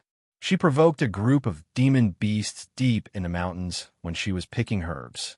She was surrounded and injured, and her life was in danger. I saved her and sent her here. She let me stay here for a few days to thank me. She even made many pastries for me." Giorgio's face was full of smiles as she talked about the past. There was a hint of pride in her words. Ji Tianqing lowered his head and looked at her with a smile on his face. He also felt a little warm in his heart. He could tell that Giorgio and Taihao Yunqi had different natures. Although she was the most honorable goddess and the most favored princess, she did not have Taihao Yunqi's arrogance and aloofness. She was still very simple and kind. Occasionally, she would be a little muddle-headed. She was very cute. All in all, she would be very popular no matter where she went. In this martial Tao world where people's hearts are sinister and dark everywhere, I'm afraid only someone with Giorgio's status can remain untainted by the world and maintain a pure and kind heart. This thought flashed through Ji Tianqing's mind, and he felt a little emotional. At this moment, a series of footsteps came from behind them. Ji Tianqing and Giorgio stopped and turned around. They saw a woman from a Moonfox clan in a long silver dress. She was escorted by 4 guards in silver armor, and she was walking quickly toward them. The Moonfox woman looked to be in her early 30s. It was hard to tell her actual age. She had a seductive figure and a beautiful face. She was dressed in a luxurious robe and wore a silver crown on her head. She also held a 2-foot-long scepter in her hand. Ji Tianxing could tell that this Moon Fox woman's strength and temperament were extraordinary. She should be the leader of the Moon Fox tribe. The Moon Fox woman came closer and looked at Jiao respectfully. She bowed and said, "Greetings, Your Highness. It is the Moon Fox tribe's honor to have Your Highness here again." Jiao raised her hand and said with a smile, "You don't have to be so polite, Silver Moon Priestess. I'm just here for a walk. You don't have to accompany me." In the Moon Fox tribe, the Grand Priestess was the leader with the highest authority. Silver Moon bowed again and said yes to Jiao. She then looked at Ji Tianxing and asked, "Your Highness, may I ask who this distinguished guest is?" "My friend. I brought him to see the scenery," Jiao said with a smile. Silver Moon's eyes flashed with shock as she sized up Ji Tianxing. In her opinion, someone who could be called a friend by Jiao must have an extraordinary status. He must be someone as important as a god's son or a goddess. Although Ji Tianxing was only at the primordial soul realm, he looked calm and had an extraordinary aura. Silver Moon couldn't see through him at the moment, so she bowed slightly and greeted him, expressing her welcome. Ji Tianxing only nodded slightly in return and didn't say anything. After a while, the Silver Moon Priestess left with her guards. Jiao led Ji Tianxing to the front door of the house. She pushed the door open and stepped into the yard. A beautiful woman with a graceful figure in a silver silk dress was weaving in the courtyard. When she saw Jiao and Ji Tianxing enter, she quickly stood up and bowed in surprise. "Your Highness, why are you here?" Jiao nodded with a smile and said, "I'm here to see you. I also brought my friend to try your cooking." Then she introduced Ji Tianxing. "Tianxing, this is Moondream." Moondream bowed to Ji Tianxing and exchanged a few pleasantries. Then she pulled Jiao and said eagerly, "Your Highness, since you're here, I'll make some pastries for you later. Also, I'm planning to make a dress for you after I'm done." "Oh, is that so? Let me see." Jiao was pleasantly surprised. She followed Moondream into the living room to see the unfinished dress. Ji Tianxing stood alone in the yard and looked around. Chapter 1645. "Old Ji, let me out." Qianyu's voice suddenly rang out. It sounded anxious and excited. Ji Tianxing immediately stopped in his tracks and furrowed his eyebrows slightly. He secretly used his divine thought to ask Qianyu, "Qianyu, what happened?" Qianyu hesitated for a moment before it said in a strange tone, "Old Ji, did you come to a strange place?" Ji Tianxing looked around and explained, "I'm in the Moon Fox tribe of the vast divine kingdom. I heard from Jiao that this is an ancient tribe that originated from ancient times. Judging from the style of the people and the architecture of this tribe, it is indeed a little special." Qianyu was silent for a moment before it changed into an excited tone. It said expectantly, "Old Ji, you're in the divine kingdom and an ancient tribe? Let me out quickly. The scenery in the divine kingdom must be beautiful. I want to see it too. I think I heard you say something about delicious food. I want to try it too." Qianyu's change in tone made Ji Tianxing feel that something was wrong. "Don't you need to cultivate in seclusion? Why did you come out at this time?" Qianyu said sarcastically, "Cultivating all day long will make my brain stupid. Okay? I also need to rest and relax. Old Ji, you won't be so cruel to me, right?" Ji Tianxing knew its character and knew that there was something wrong with it. He said in a serious tone, "There must be something wrong. Tell me honestly, what do you want?" Qianyu hesitated for a while before it told him the truth. "Old Ji, I don't know what's going on either. I vaguely feel that this place has something to do with me. Let me out, and I'll see for myself. Then I'll know what's going on." Ji Tianxing turned his head to look at the only palace in the tribe. He stared at the fox statue at the top of the palace and observed it for a while. Ever since he came to the Moon Fox tribe, he noticed that there were fox pictures and statues everywhere in the tribe. The fox was not an ordinary demon beast. It was very majestic and had a bit of a celestial aura. After hearing Qianyu's words, he also felt that something was wrong. After considering for a moment, he nodded in agreement. "I can let you out, but you must behave yourself and don't cause trouble for me. Of course, you still don't believe me." Qianyu, of course, promised. Ji Tianxing was relieved and opened the exit of the sword world. Shua! With a flash of icy blue light, Qianyu flew out of the sword of burial of heaven. At this moment, it did not reveal its 300-meter-long true body. Its body had shrunk 1,000 times, and it was only the size of an ordinary fox. Its entire body was emitting an icy blue brilliance, and its 12 furry tails almost covered half of its body. After landing on the ground, it looked around with a cunning look in its eyes. Ji Tianxing was just about to remind it not to run around when Jiao and Moondream walked out of the room. They were talking and laughing as they walked into the courtyard. Tianxing, let's sit in the living room and talk. And what's this? Jiao was talking to Ji Tianxing when she suddenly noticed Qianyu, and her eyes lit up. Moondream also saw Qianyu, and her body shook. She stared at Qianyu with her eyes wide open. However, before they could see Qianyu's face clearly, Qianyu flew out of the house and disappeared in the blink of an eye. Ji Tianxing frowned. He was about to send a voice transmission to Qianyu to call it back. Jiao came up and asked curiously, Tianxing, is that little beast your pet? Ji Tianxing nodded. She looks quite cute. Why haven't I seen her before? Jiao stuck her head out and looked around. There was some anticipation in her eyes. Moondream's expression was complicated as well. She peeked out secretly, and her heart was filled with doubts. However, she was not familiar with Ji Tianxing, so she was too embarrassed to ask. Then, the three of them entered the living room and sat down. Moondream personally brewed tea for Ji Tianxing and Jiao.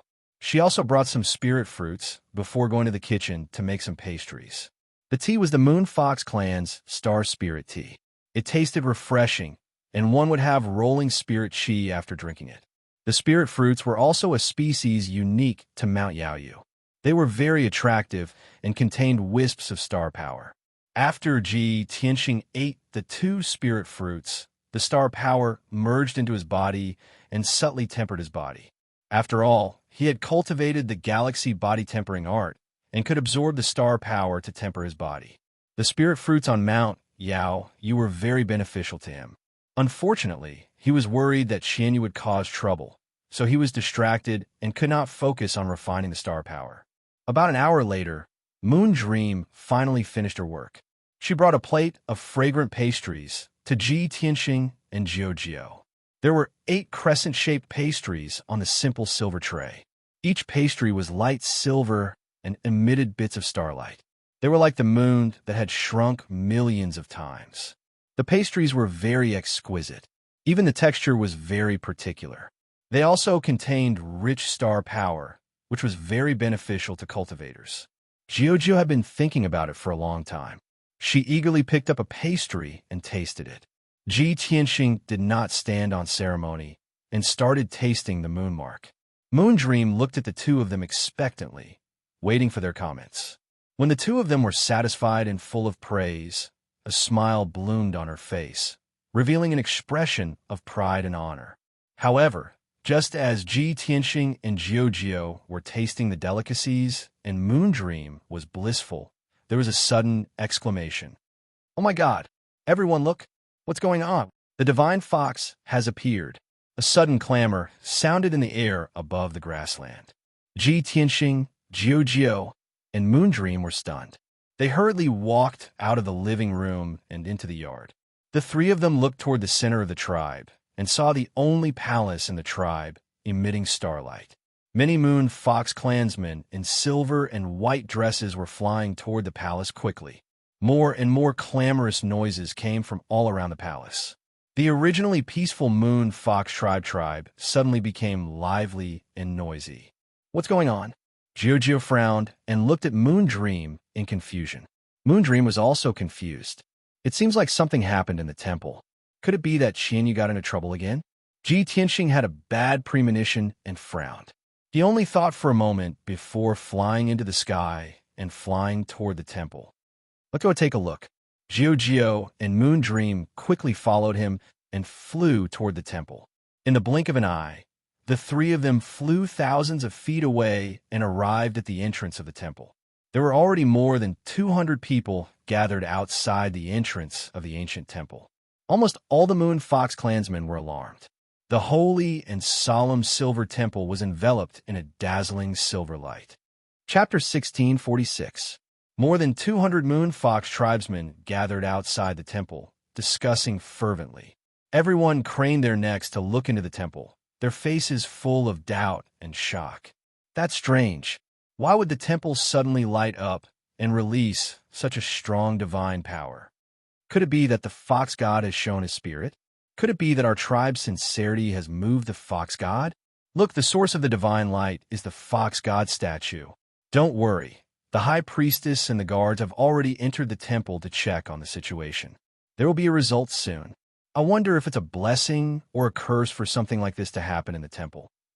Ji Tianxing, Jiujio, and Moondream were even more confused when they heard the crowd's discussion. Even if they asked around, no one would be able to explain the cause and process of the incident. They did not know what was going on. Just as everyone was discussing, 2 guards escorted the Silver Moon Priestess out of the temple. The Silver Moon Priestess' expression was very serious.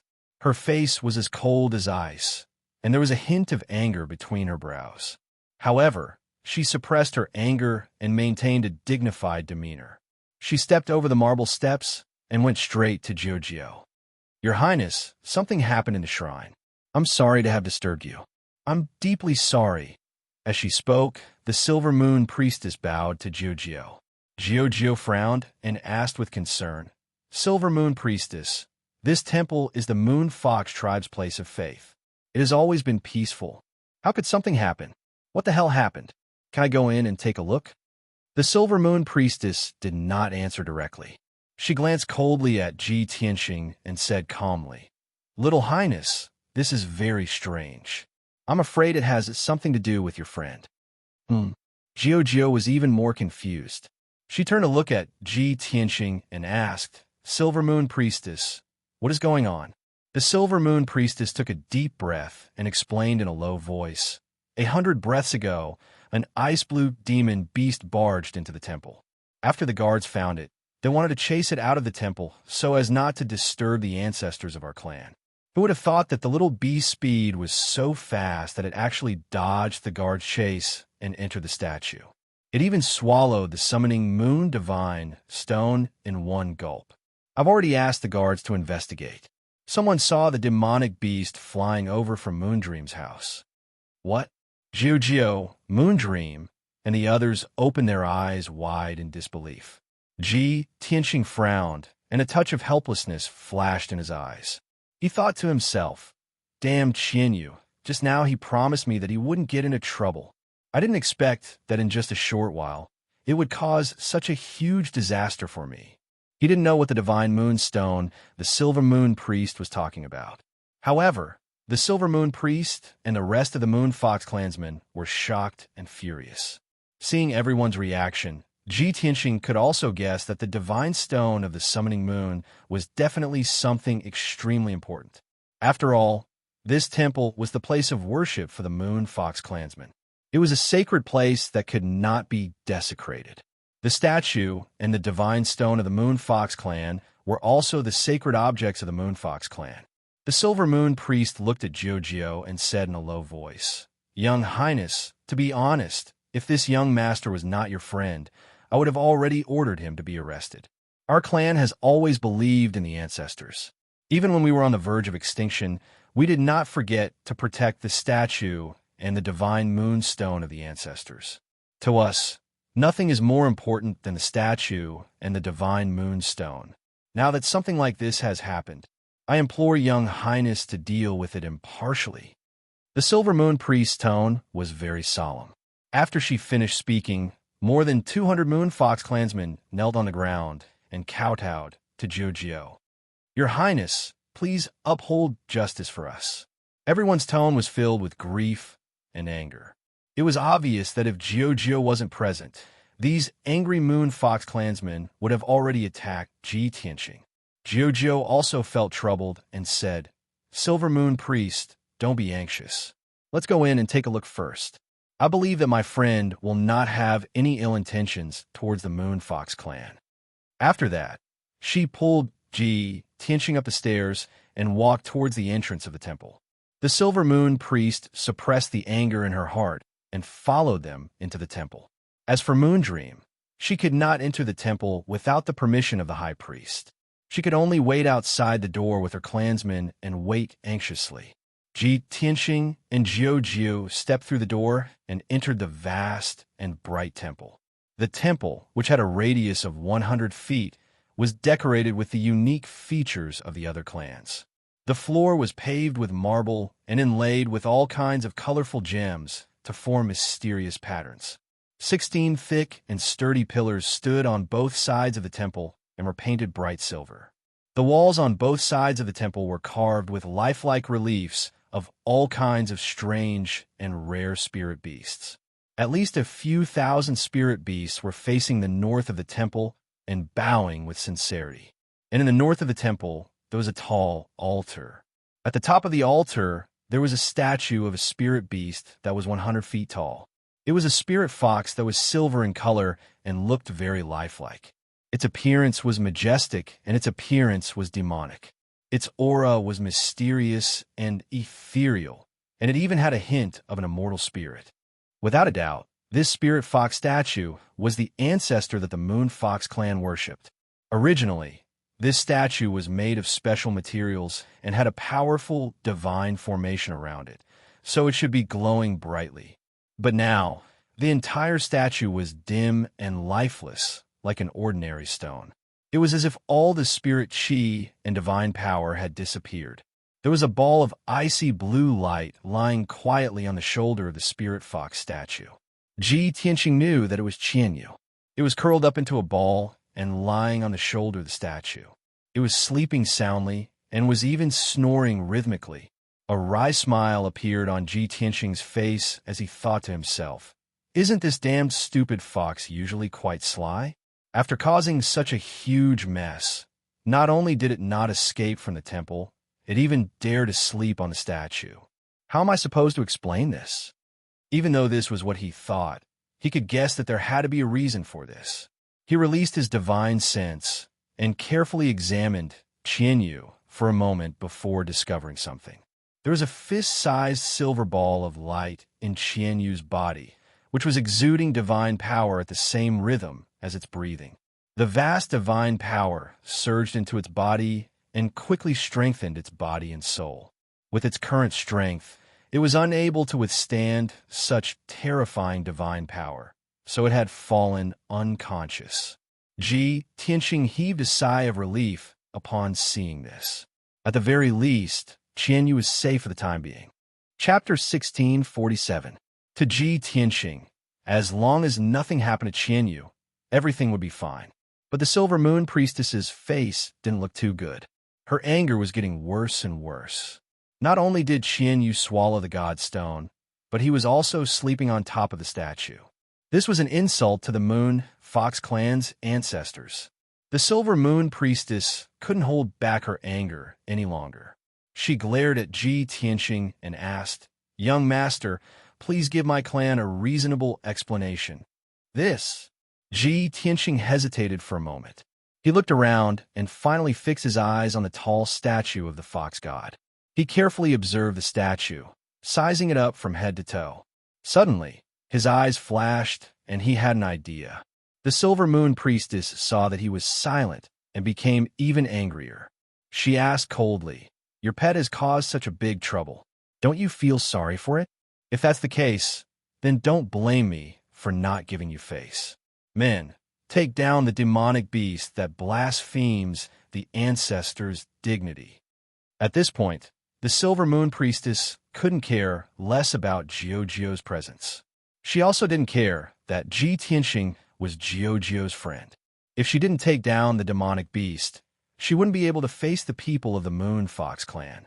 Hearing her order, 4 guards in silver armor immediately flew up to the altar to capture the sleeping Qianyu. "Wait!" Ji Tianxing finally spoke. He waved his hand and stopped the 4 guards in their tracks. He looked at the Silver Moon Priestess with a serious expression and shouted, "Silver Moon Priestess, you are the leader of the Moon Fox clan. How can you be so stupid? How disappointing." "What?" The Silver Moon Priestess was stunned. She stared at him coldly. Jiujio and the 4 guards were also stunned. They didn't understand what was going on. Ji Tianqing put his hands behind his back and said proudly, "Silver Moon Priestess, do you know what it means to worship the Lord Yi? You keep saying that the Moon Fox clan has been worshiping the ancestor god for generations, treating the divine Fox clan as their lifelong faith and not allowing anyone to profane it. But now the ancestral god had appeared, and the Fox god had come to the Moon Fox tribe. Yet all of you turned a blind eye to it and couldn't even recognize the descendant of the first god. Aren't you ashamed?" The Silver Moon priest was stunned by his words, and his body stiffened on the spot. "What did you say? Is that demonic beast the ancestor god that my clan has worshipped for generations? Ha ha ha! Do you know what kind of punishment you will have to bear for speaking nonsense and slandering our ancestors?" Obviously, the Silver Moon priest thought that Ji Tianqing was just making things up to help Qianyu. She didn't believe Ji Tianqing's nonsense at all. She turned her head to look at Jiujio, cupped her hands, and bowed. She said in a serious tone, "Your Highness, this young master has slandered and blasphemed the ancestors of our race. Please forgive me for being unable to forgive him. Now, Silver Moon is going to capture him and punish him in public." The Silver Moon priest could not take it anymore. Even if Jiujio was present, he would immediately order for Ji Tianqing to be arrested and punished in public. Jiujio did not expect things to turn out this way. She hesitated, but she only hesitated for a moment before shaking her head. "Silver Moon priest, I don't think Tianqing would spout nonsense. He must have his reasons for saying this. Why don't you give him a chance to explain himself? If he really did offend the ancestors of the Moon Fox clan, I will not protect him." Since Jiujio had spoken, the Silver Moon priest could only nod and agree. "All right, I'd like to see how he can justify himself." The Silver Moon priest glared at Ji Tianqing, his eyes cold and sharp. Ji Tianqing's expression did not change. He still had that mysterious look on his face. He said in a low and serious tone, "It was a coincidence that I came to the kingdom of God. It was even more of a coincidence that I followed Her Highness Jiujio to the Moon Fox clan.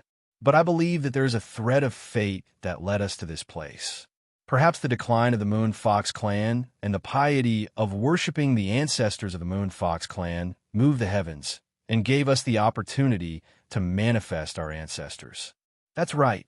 That little ice blue beast is my pet and companion. Its name is Qianyu, and its origin is the legendary heavenly fox." When the Silver Moon priest heard this, he frowned and his eyes became complicated. Jiujio blinked her big bright eyes and looked at him expectantly. She had a vague premonition that Ji Tianqing was mysterious and extraordinary. Even his pet was not simple. Ji Tianqing pointed at the ground and said in a serious tone, "From the moment Qianyu and I stepped into the Moon Fox clan's territory, we sensed a special aura. To Qianyu, there was a mysterious magical power that attracted it. It was like a family member calling a home. So, in a moment of excitement, it followed the call of the mysterious magical power and barged into this temple. As for what happened after that, it was all logical, because it is the descendant of the Moon Fox clan's ancestors." These impassioned words were powerful and resonant, causing the blood of the 4 silver-armored guards to boil with passion. Even Jiujio was affected by Ji Tianqing's words, and a smile appeared on her small face. She was deeply gratified and expectant. The Silver Moon priest's expression also changed. She was bewildered and hesitant. She looked at Ji Tianqing and then at Qianyu, who was curled up in a ball. In the end, she shook her head and said in a low voice, "This is only your one-sided story, and it is an exaggeration. According to the records of my clan's history, the ancestors of the Moon Fox clan disappeared thousands of years ago. My clan's people have searched the entire Shenwu continent, but they have not found any traces of the ancestors, let alone their descendants. No matter what you say, I will not believe it. How can your pet be the descendant of my clan's ancestors?" Ji Tianqing suddenly smiled. His smile was profound and unfathomable. "That's right. There are no traces of the Moon Fox clan's ancestors on Shenwu continent. But Qianyu did not come from Shenwu continent. Jiao hurriedly nodded when she heard this. Silver Moon Priest, I can testify to this. The Silver Moon Priest fell silent. She looked at Ji Tianxing with a complicated expression and then at Qianyu, who was curled up in a ball. Her emotions were in a mess, and she became even more hesitant. At this point, Ji Tianxing pointed to the fox god statue and said, Silver Moon Priest, take a good look at your ancestors. Count how many tails they have. The Silver Moon Priest frowned and said in an unhappy tone, My clan has worshipped the ancestors for generations, and I have served them for more than 100 years. How can I not know this? The ancestors are the noblest of foxes, and they have 12 tails. Ji Tianxing's lips curled up into a smile. He stretched out his hand and shot out a golden light, grabbing the sleeping Qianyu. Chapter 1648. Ji Tianxing's words stunned the Silver Moon Priestess and Jiao. The two of them stared at Qianyu and counted its big, furry tail. The next moment, both of their faces changed. Qianyu's icy blue furry tails almost covered half of its body. The number of tails was not too many and not too few. There were exactly 12 of them. Jiao's eyes widened in shock as she exclaimed, There really are 12 tails. It's exactly the same as the fox god statue. The Silver Moon Priest was also dumbfounded. He stared blankly for a long time without coming back to his senses. She could not believe her own eyes, although she wanted to convince herself that it was just a coincidence. But Qianyu not only had 12 tails, it also looked exactly like the fox god statue. How could this be a coincidence? Absolutely not. Although she could not accept this fact, she could not convince herself to deny it. Not only was the Silver Moon Priestess stunned, the 4 silver armor guards also widened their eyes in shock. They could not believe that the fox god that they saw as a god had appeared in front of them alive. This was just too surreal. It was as if one day, an old man with a white beard suddenly appeared in front of you and said that he was the god that you had worshipped for your entire life. If it was anyone else, they would not be able to accept this shock, let alone believe it immediately. The temple was so quiet that even the sound of a pin dropping to the ground could be heard. Ji Tianxing was silent for a moment. When the Silver Moon Priestess and the rest recovered, he continued, I know that you all do not want to believe this, but this is the truth. You have no choice but to believe it. All these years, I have been helping Qianyu to investigate its origins. Now the truth is out. It is the descendant of the moon fox god, the noble and powerful heavenly fox. Ji Tianxing said righteously. His tone was firm and sincere. Jiao was the first to recover. She frowned and thought for a moment before nodding in agreement. Silver Moon Priestess, I think Tianxing is right. I brought him for a stroll in the kingdom today and accidentally came here. Also, this heavenly fox called Qianyu is exactly the same as the fox god statue. Even if it swallowed the divine moonstone, there is nothing wrong with it. It can even absorb the power of the divine moonstone. This means that even if Qianyu is not the moon fox god, it is deeply related to the moon fox god. Jiao's reminder. The Silver Moon Priestess immediately came to her senses and nodded. Qianyu is the descendant of the moon fox god, but it swallowed the divine moonstone, the moon divine moonstone. Young Master Ji, I will not pursue Qianyu's crime of offending the ancestor gods. However, this divine stone is extremely important to our clan. Please return it to us. The priestess did not want Qianyu as the moon fox god. Gods were gods because they were illusory. They could only be worshipped and not seen with their own eyes. Qianyu was the moon. She. Yu. Moon Chu Yu. Was her moon you? She. The Silver Moon Priestess wanted the divine moonstone back so that Ji Tianxing could leave with Qianyu. But Ji Tianxing would never agree to that. Silver Moon Priestess, you're being unreasonable. Qianyu is the descendant of the moon fox god. You have been worshipping the moon fox god for generations.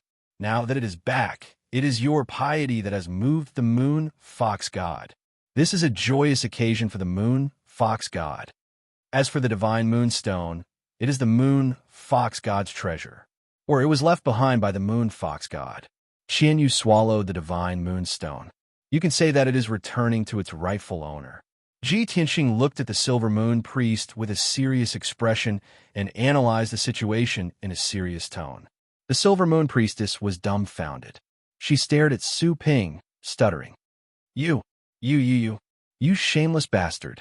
I have never seen someone as unreasonable as you. You can't tell right from wrong.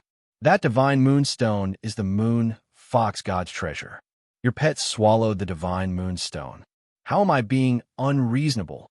Ji Tianxing handed Qianyu to the priestess. From now on, Qianyu is no longer my pet. It is the moon fox god. Didn't you say that the moon fox god has been worshipping the moon fox god for generations? It is time to test you. The moon fox god is here. Serve it well. With that, Su Ping turned around and was about to walk out of the temple. The Silver Moon priestess held the sleeping Qianyu in her arms. She did not know what to do. If she really had to worship Qianyu as a deity, she wouldn't be willing even if she was beaten to death.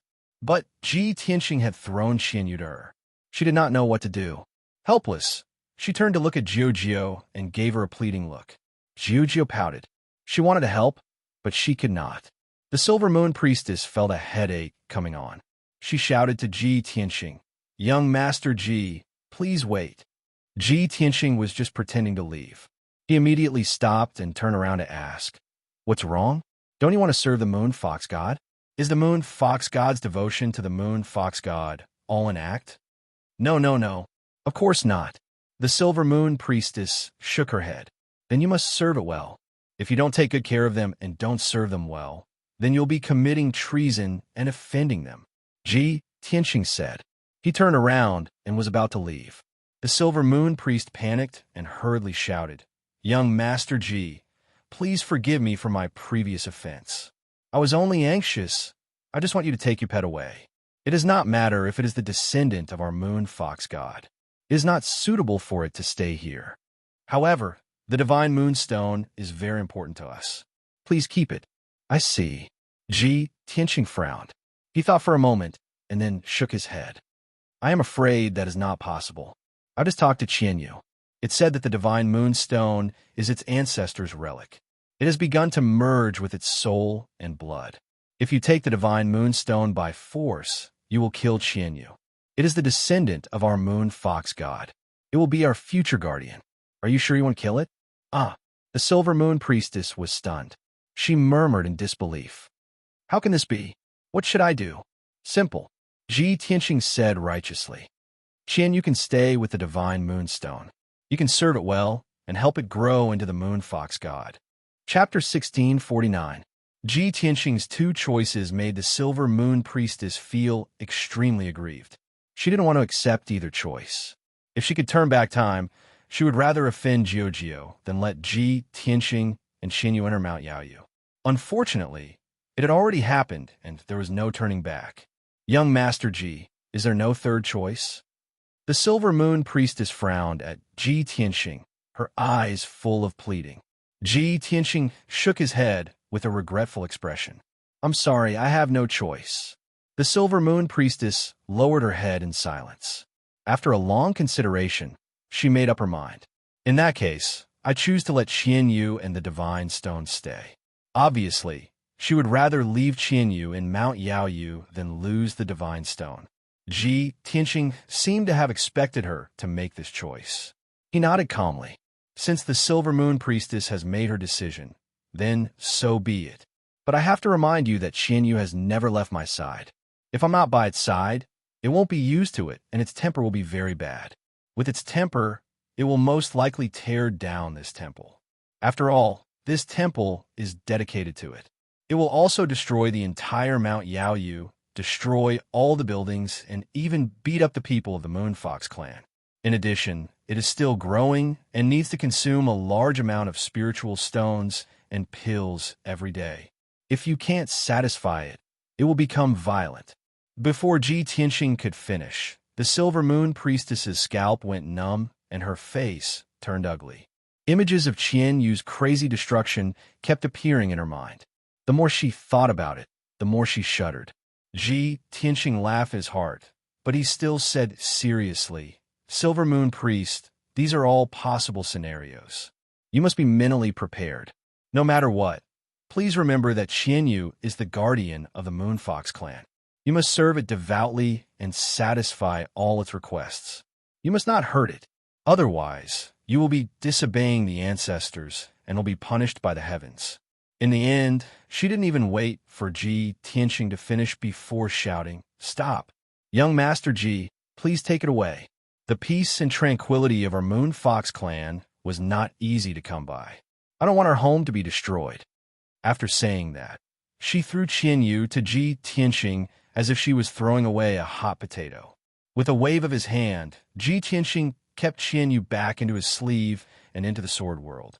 He looked at the Silver Moon priest with a face full of regret and said in a helpless tone, "Sigh, Silver Moon priest, it seems that your faith is not devout enough. I've read in books that there are many ancient races that worship certain gods. Every year, they will hold a sacrifice to the gods. In order to show their devout faith, not only did they spend a lot of effort, they even used up the entire clan's financial resources to hold a sacrifice. In fact, they would even choose a few virgin boys and girls, kill them, and sacrifice them to the gods. No, absolutely not." The Silver Moon priest's face paled as he waved his hands. "Young Master Ji, I've also heard of those legends. They're all ancient and evil races. The gods they believed in were evil gods. Our Moon Fox clan does not fight with the world and yearns for peace and tranquility. We would never do such a thing. You should take Qianyu away." At the end, the Silver Moon priest's tone was full of helplessness. His heart was already dead. Ji Tianxing nodded slightly and pointed to the people outside the temple. He asked, "How do you plan to explain this to the people?" The Silver Moon priest was speechless again and fell into silence. Ji Tianxing said seriously, "Isn't that simple? Just pass on what I said to everyone, word for word. The people of the Moon Fox clan have been worshipping the ancestors for generations. Their devout faith has touched the ancestors and made them manifest. The descendants of the ancestors have come to the mortal world and come to the Moon's summoning mountain to retrieve the Moon's summoning divine stone. This means that the ancestors have received everyone's faith. However, the ancestors will bless the Moon Fox clan to be peaceful and prosperous. After a few hundred years, the descendants of the ancestors will grow into the new gods and protect the Moon Fox clan forever." After he finished speaking, there was silence in the temple. The Silver Moon priest and the 4 silver armor guards all stared at him with their mouths agape, stunned on the spot. Jiu was also taken aback. She covered her mouth and laughed. She even sent a telepathic message to Ji Tianxing. "Tianxing, you were acting like a preacher in the theocracy just now." Ji Tianxing rolled his eyes and asked, "Are you saying that I'm a swindler?" "Ahem." Jiu glared at him and said seriously, "Don't mention the word swindler. It is taboo in the theocracy." Ji Tianxing just remembered that martial god Taihao was the Lord God of the 6 kingdoms. The theocracy had sent many preachers to spread the name of the Lord God in the various kingdoms and guide the people to worship the Lord God. The word swindler was full of negative connotations, and it was indeed damaging to martial god Taihao's reputation. At this time, the Silver Moon priest weighed the pros and cons for a moment before nodding his head. "Now that things have come to this, we can only do as young Master Ji says." "Sigh." The Silver Moon priest stared at the 4 silver-armored guards and ordered, "Don't you dare say a word about what happened just now. Otherwise, I will punish you according to the rules of the tribe." The 4 silver-armored guards kept quiet out of fear. They quickly bowed and said, "Yes, young master." The Silver Moon priest was relieved. Surrounded by the 4 silver-armored guards, she walked out of the temple. Ji Tianxing and Jiu looked at each other and followed the Silver Moon priest out of the temple. As soon as they reached the gate of the temple, they were surrounded by more than 200 Moon Fox tribesmen. The Moon Fox clansmen were all agitated and filled with righteous indignation. Many of them were waving their fists and shouting, asking the Silver Moon priest to punish the bastard who blasphemed the Lord God. The Silver Moon priest waved her hand and signaled for everyone to quiet down. Then she said solemnly, "What happened just now was not because someone offended the Lord God. It was because the Lord God had manifested himself. It was the piety of the Moon Fox tribesmen that moved the Lord God and caused a miracle to happen. This is a joyous occasion. The descendant of the Lord God has come to the mortal world and come to our moon-gathering mountain. Although she said it was a joyous occasion, she could not bring herself to smile. The Moon Fox tribesmen listened carefully to the Silver Moon Priest's words and were enlightened. After the Silver Moon Priest finished speaking, the people were even more surprised. They all cheered and clapped their hands in joy. In fact, many emotional people even knelt down to worship the temple in an extremely pious manner. Everyone wanted to see for themselves what the descendant of the Lord God looked like. Chapter 1650. The members of the Moon Fox clan were cheering and praying to the temple, deeply grateful for its help. The simple people danced and sang excitedly. They were discussing how to hold a grand banquet to celebrate this joyous occasion. The Silver Moon Priest saw this and was so heartbroken that she could not speak. She said a few perfunctory words to the people and hurriedly left the temple. Ji Tianxing and Jiao took the opportunity to leave the moon summoning mountain quietly. The two of them rode on the Pegasus and flew across the sky as fast as lightning, returning to Taihao City. On the way back, Jiao kept looking at Ji Tianxing with a strange expression and snickered from time to time. Ji Tianxing sat upright on the back of the Pegasus. He originally wanted to maintain a straight face and maintain a serious appearance. But after Jiao glanced at him a few more times, he could not hold it in anymore. Jiao, why do you keep looking at me? Is there something on my face? Jiao covered her mouth and snickered again. There was a cunning look in her big bright eyes. I'm thinking, are you still the Tianxing I know? What do you mean? Ji Tianxing raised his eyebrows. Jiao counted with her fingers and said, I'm thinking, what made an honest, kind, and principled young genius become a cunning and scheming villain? I don't know what you're talking about. Ji Tianxing shook his head and looked away.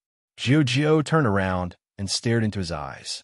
She smiled and said, actually, you didn't know the relationship between Qianyu and the Moon Fox tribe at first, and you weren't sure if Qianyu was the descendant of the Moon Fox tribe's ancestor. You saw that the divine stone of the moon was extraordinary and contained powerful divine power. It was very beneficial to Qianyu. So you deliberately made up a lie. You retreated in order to advance and deliberately said that you wanted to keep Qianyu in the Moon Fox tribe. When the Silver Moon Priest agreed, you deliberately threatened her and forced her to give up the divine stone of the moon and let you and Qianyu go. Humph! The Moon Fox tribe is simple and kind. They are not good at scheming. You can fool them, but you can't fool me. The Silver Moon Priest was shocked by the series of events, and his mind was unstable. That was why he fell into your trap. When she wakes up, she'll definitely settle the score with you. After hearing Jiao's words, Ji Tianxing had no choice but to face reality. He smiled awkwardly and said, all right, I can't hide anything from you. You are really smart. However, by the time the Silver Moon Priestess comes looking for me, I will already be long gone from God's kingdom. Where does she find me? Jiao pouted and said worriedly, if the Silver Moon Priestess can't find you, she will definitely go to the 100 Tribes Alliance to ask for an explanation. At that time, this matter will alarm Godfather. If Father God knows that I brought you to the Moon Fox clan and caused this matter, he will definitely punish me and forbid me to go to the Moon Fox clan again. Ji Tianxing revealed an apologetic look and comforted her. I'm really sorry about this matter, but you are the Divine Lord's most beloved little princess. He won't be too harsh on you. Jiao was still a little unhappy. She pouted and said, but I can't go to the Moon Fox clan to taste the moon scar pastries anymore. That's simple. Ji Tianxing thought for a moment and said seriously, in the future, when I travel the world, if I come across any delicious food, I will bring back 100 servings as compensation. Yes, that's a good idea. Jiao smiled and nodded. Tianxing, you promise me, you can't go back on your words. Don't worry, I won't lie to you. Ji Tianxing smiled and patted her head gently. Jiao pouted and said unhappily, Humph, don't touch my head. Do you think I'm a child? I'm much older than you. All right. Ji Tianxing nodded and couldn't help but reach out and touch her head a few more times. Jiao stared at him speechlessly and pouted, pretending to be angry. Ji Tianxing smiled even more happily. 2 hours later, the Pegasus returned to Taihao City and landed in Rui Palace. Ji Tianxing returned to his residence and entered a secret chamber to meditate. As he meditated, he released his consciousness from time to check on Qianyu's situation. Qianyu had been sleeping in peaceful Soil City in the Sword World. The size of the divine moonstone had shrunk slightly, but it still emitted a mysterious silver light and fluctuated with powerful divine power. Qianyu's bloodline and soul had fused with the divine stone's power and were rapidly strengthening. Ji Tianxing could vaguely sense that Qianyu would soon break through to the primordial spirit realm, and the divine power contained in the divine moonstone would allow it to reach the 6th level of the primordial spirit realm or even higher. That divine moonstone contains terrifying divine power. Other spiritual beasts and human warriors can't devour and refine it, but Qianyu can refine it. However, Qianyu is able to refine it without a hitch. The energy fluctuations and attributes of the summoning moon divine stone were perfectly compatible with it. From the looks of it, I didn't lie to the Silver Moon Priest. Qianyu really has the bloodline of the Moon Fox clan's ancestor. Originally, he had planned to ask the Silver Moon Priest about the Moon Fox clan's ancestor. But the Silver Moon Priest was in a terrible mood, and he didn't want to embarrass himself, so he left quietly. Now that he had nothing to do, he drove his primordial spirit into Kenshin's tomb and entered the Heavenly Sutra Chamber through the first tombstone. He browsed through the books in the Heavenly Sutra Chamber, looking for information related to the Moon Fox clan. Hard work pays off. He spent half a day searching through thousands of ancient books and finally found a book related to the Moon Fox clan. This ancient book mentioned the Moon Fox clan, but it was only a brief introduction of about 1,000 words. According to the book, the Moon Fox clan was one of the ancient clans. They had once prospered and established a huge empire. A portion of the Moon Fox clan's bloodline originated from the ancient divine beast, the Sky Fox. Therefore, the Moon Fox clan viewed the Sky Fox as their ancestor and worshipped it devoutly. The Sky Fox had always protected the Moon Fox clan and taught them many martial arts and spells. That was why the Moon Fox clan prospered. However, in the ancient war that happened 30,000 years ago, the Sky Fox clan participated in the war and fell one after another. The Moon Fox clan also followed their ancestor to participate in the ancient war. In the end, they suffered a crushing defeat and were almost exterminated. In the tens of thousands of years after that, the Sky Fox clan's bloodline gradually withered, and it was difficult to pass down the bloodline of the Sky Fox clan. The Moon Fox clan also became weaker and was bullied and ostracized by other clans. They had no choice but to move from place to place. More than 1,000 years ago, the Sky Fox clan completely disappeared. The Moon Fox clan lost their last hope, and their situation became even more miserable and helpless. They encountered danger several times and were almost exterminated. Fortunately, Martial God Taihao was merciful and saved the Moon Fox clan. He settled them in the Heavenly Kingdom and allowed the Moon Fox clan to survive. When Ji Tianxing finished reading the contents of the book, he understood the whole story. But a question popped up in his mind, and he couldn't get rid of it. Since the Sky Fox clan disappeared more than 1,000 years ago, why did it disappear without a trace? Then why did it appear 100 years ago? And why did it appear in the Tianxian continent? Chapter 1651. Ji Tianxing could not figure out the Heavenly Fox clan for the time being, so he had to put it aside for the time being. He calmed down and cultivated, silently improving his strength. Now that he had reached the peak of the 7th level of the Essence Soul Realm, he could reach the 8th level of the Essence Soul Realm as long as he broke through the bottleneck. He wanted to use the majestic spiritual energy and divine power of the Divine Kingdom to break through the bottleneck of the realm. However, the Essence Soul Realm was already an unfathomable realm of martial arts. How difficult was it to break through the bottleneck? Ji Tianxing cultivated in seclusion in the secret chamber for 6 consecutive days, but he still could not break through the bottleneck. These 6 days of cultivation only deepened his cultivation and strengthened his martial arts foundation. Other than that, he did not gain anything. Until the morning of the 7th day, a guard came to the secret chamber and knocked on the door. Ji Tianxing had no choice but to end his cultivation and get up to walk out of the secret chamber. He saw 2 people standing at the door of the secret chamber. One of them was the guard, and the other was Jiao. Jiao was wearing a light green dress and exquisite hair accessories on her head.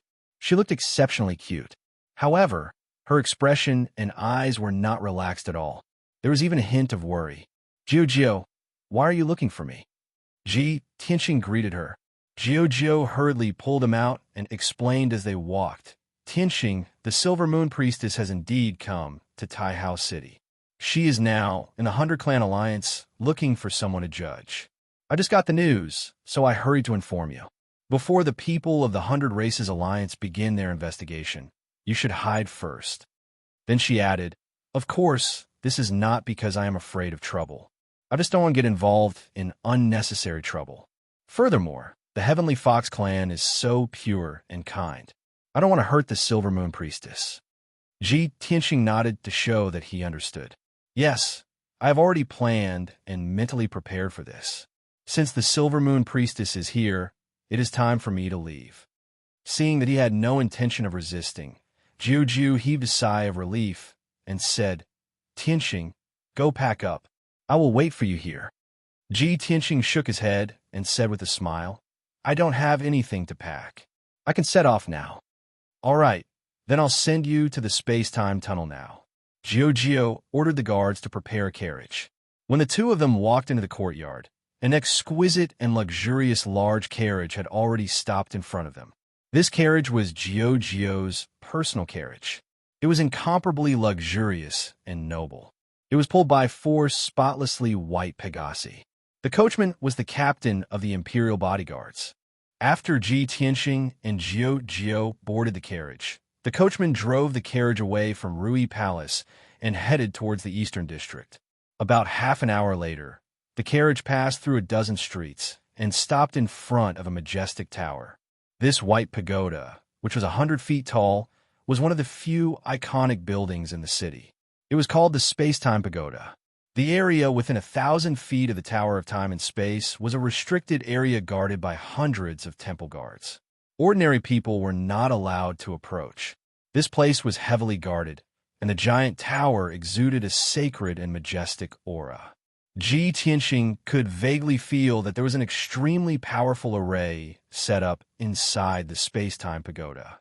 It exuded waves of invisible divine power. After Jiao showed the token to the commander of the Imperial bodyguards, she brought Ji Tianxing into the Space-Time Pagoda. The 2 of them climbed up the winding stone stairs. After about half an hour, they arrived at the top floor.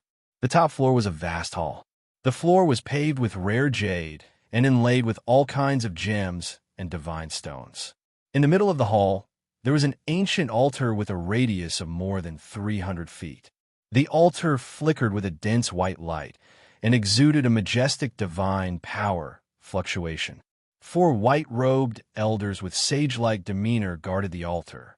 They were meditating with their eyes closed. Jiao pointed at the altar and introduced it to Ji Tianxing. Tianxing, that is the altar to travel through space-time. In a while, I will let the 4 emissaries open the altar to open the space-time tunnel.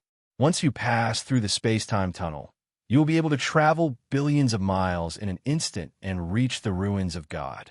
However, you must remember that after you reach the ruins of God, you must be careful.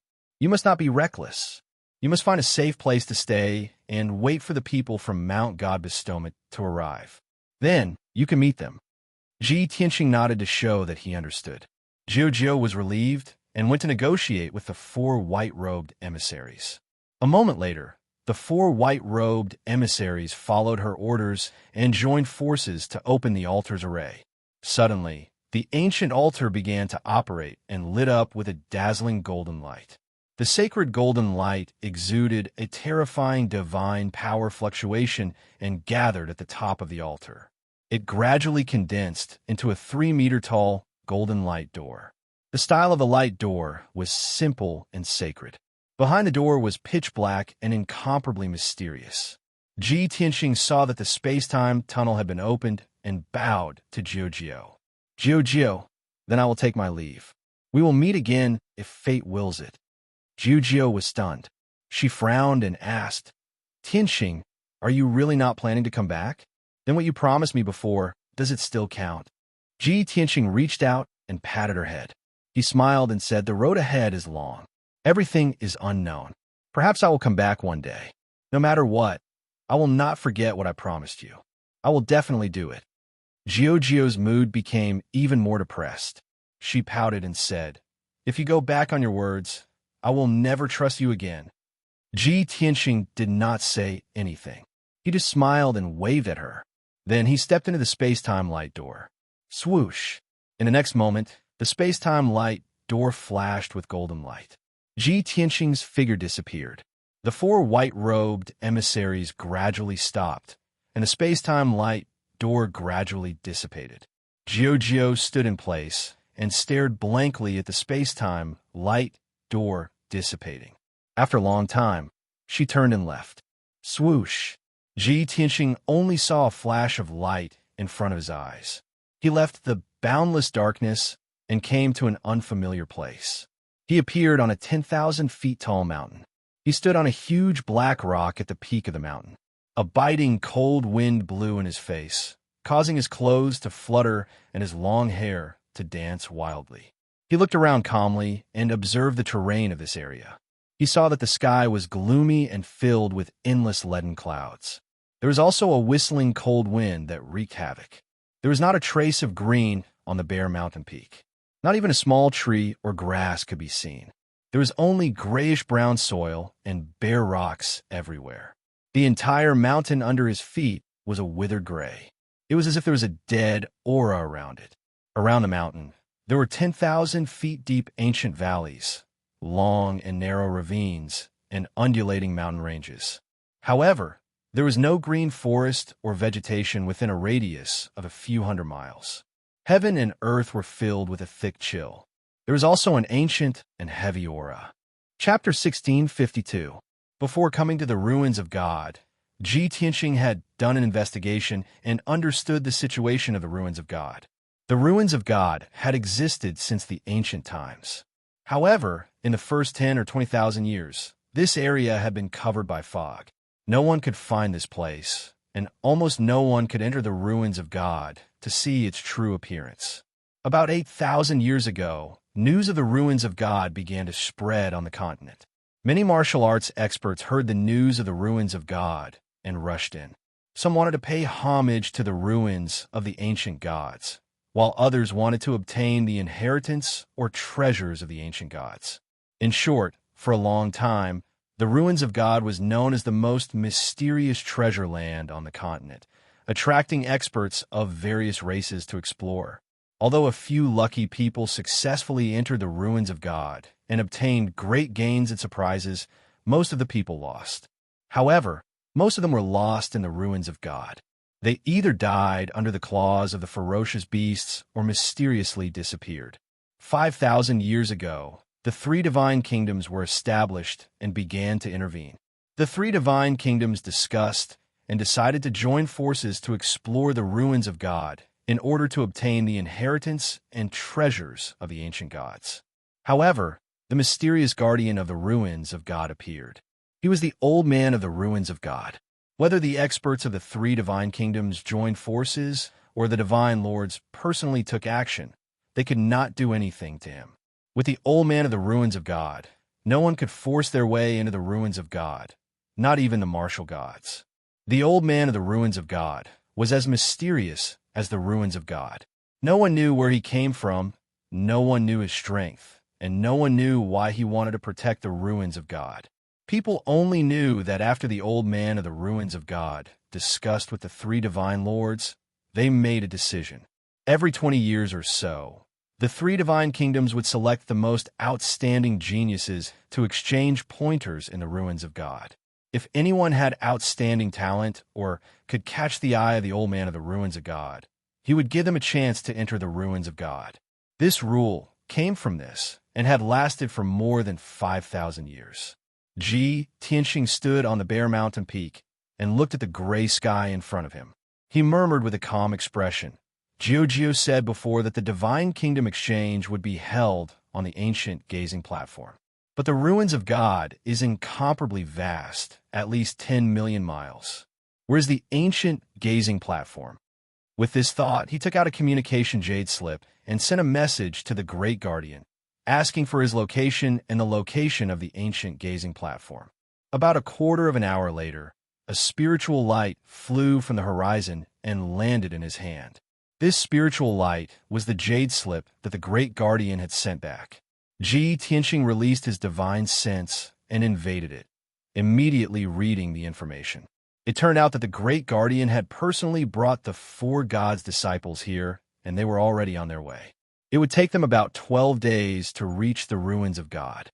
As for the location of the ancient gazing platform, the Great Protector did not know where Ji Tianxing was and could not provide him with directions and routes. The Great Guardian only told him that the ancient viewing platform was located in the depths of the ruins of God, close to the center. Ji Tianxing silently put away the jade slip and opened the sword world. His divine sense extended into the city lord's manor of peaceful Soil City. In a dimly lit secret room, there were 2 futons made of spiritual jade and a wide bed made of ice jade. A young man in a black robe with a cold face was lying on the ice jade bed, quietly sleeping. On the futon not far away, a young woman in a white Taoist robe with 2 ponytails sat upright. Without a doubt, these 2 people were Ji Bai and Shohei. When Ji Tianxing returned to the God-Sealing Mountain, Shohei brought the severely injured and unconscious Ji Bai to the foot of the mountain to heal. Before Ji Tianxing went to the vast divine kingdom, he found Shohei and Ji Bai and asked them to enter the sword world to recuperate. This way, the 2 of them would not be separated from him. During this period of time, Shohei and Ji Bai had been healing in the secret room and had never taken the initiative to call him. Shohei, how is Ji Bai's situation? Ji Tianxing asked Shohei via a voice transmission. Shohei, who was meditating, quickly ended his cultivation and replied via voice transmission. Master, Ji Bai's injuries are no longer serious. He will wake up in 2 days at most. Hearing her words, Ji Tianxing was relieved. Thus, he changed the topic and asked, Shohei, have you ever heard of the ruins of God? Shohei was startled for a moment, then nodded with a solemn expression. Of course I've heard of it. That is the most mysterious forbidden area on the continent. It is said that the ancient gods are buried there. Master, could it be that you have already arrived at the ruins of God? Ji Tianxing slightly nodded. That's right, I am currently in the ruins of God. Shohei revealed a worried expression and said without hesitation, Master, the ruins of God is filled with danger and unfathomable dangers. Master, please release Shohei to protect your safety. Ji Tianxing thought for a moment, then opened the exit of the sword world. Shwa! With a flash of light, Shohei left the sword world and appeared in front of him. Shohei greets Master. Shohei bowed respectfully to Ji Tianxing. Ji Tianxing nodded and asked, Shohei, have you heard of the ancient gazing platform? Shohei calmly shook his head and explained, Shohei has only heard of the great name of the ruins of God, but I've never been here. All right, then we can only slowly explore. Ji Tianxing said without changing his expression. Then he took Shohei and flew into the sky, flying towards the east as fast as lightning. He sped through the sky, and Shohei followed behind him 1,000 feet away, using a secret technique to hide his aura and tracks. On the surface, it seemed that only Ji Tianxing was traveling alone. Ji Tianxing understood that Shohei wanted to protect him in the dark so that it would be easier for him to move. Unknowingly, 10 hours had passed. It was nighttime, and the pitch-black night shrouded the world. The lead clouds in the sky were thicker, and the biting cold wind was more raging. Ji Tianxing flew for more than 60,000 kilometers, crossing countless gray mountains and desolate valleys. He did not encounter anyone along the way, nor did he encounter any danger. However, he knew in his heart that this should be the periphery of the ruins of God, which was relatively safe. The truly dangerous area was in the depths of the ruins of God. At this moment, a dazzling light suddenly lit up in the pitch-black sky in front of him. That dazzling light was colorful and spread out in the shape of a fan in the pitch-black night sky. At the end of the sky, that dazzling light was like an extremely small light spot.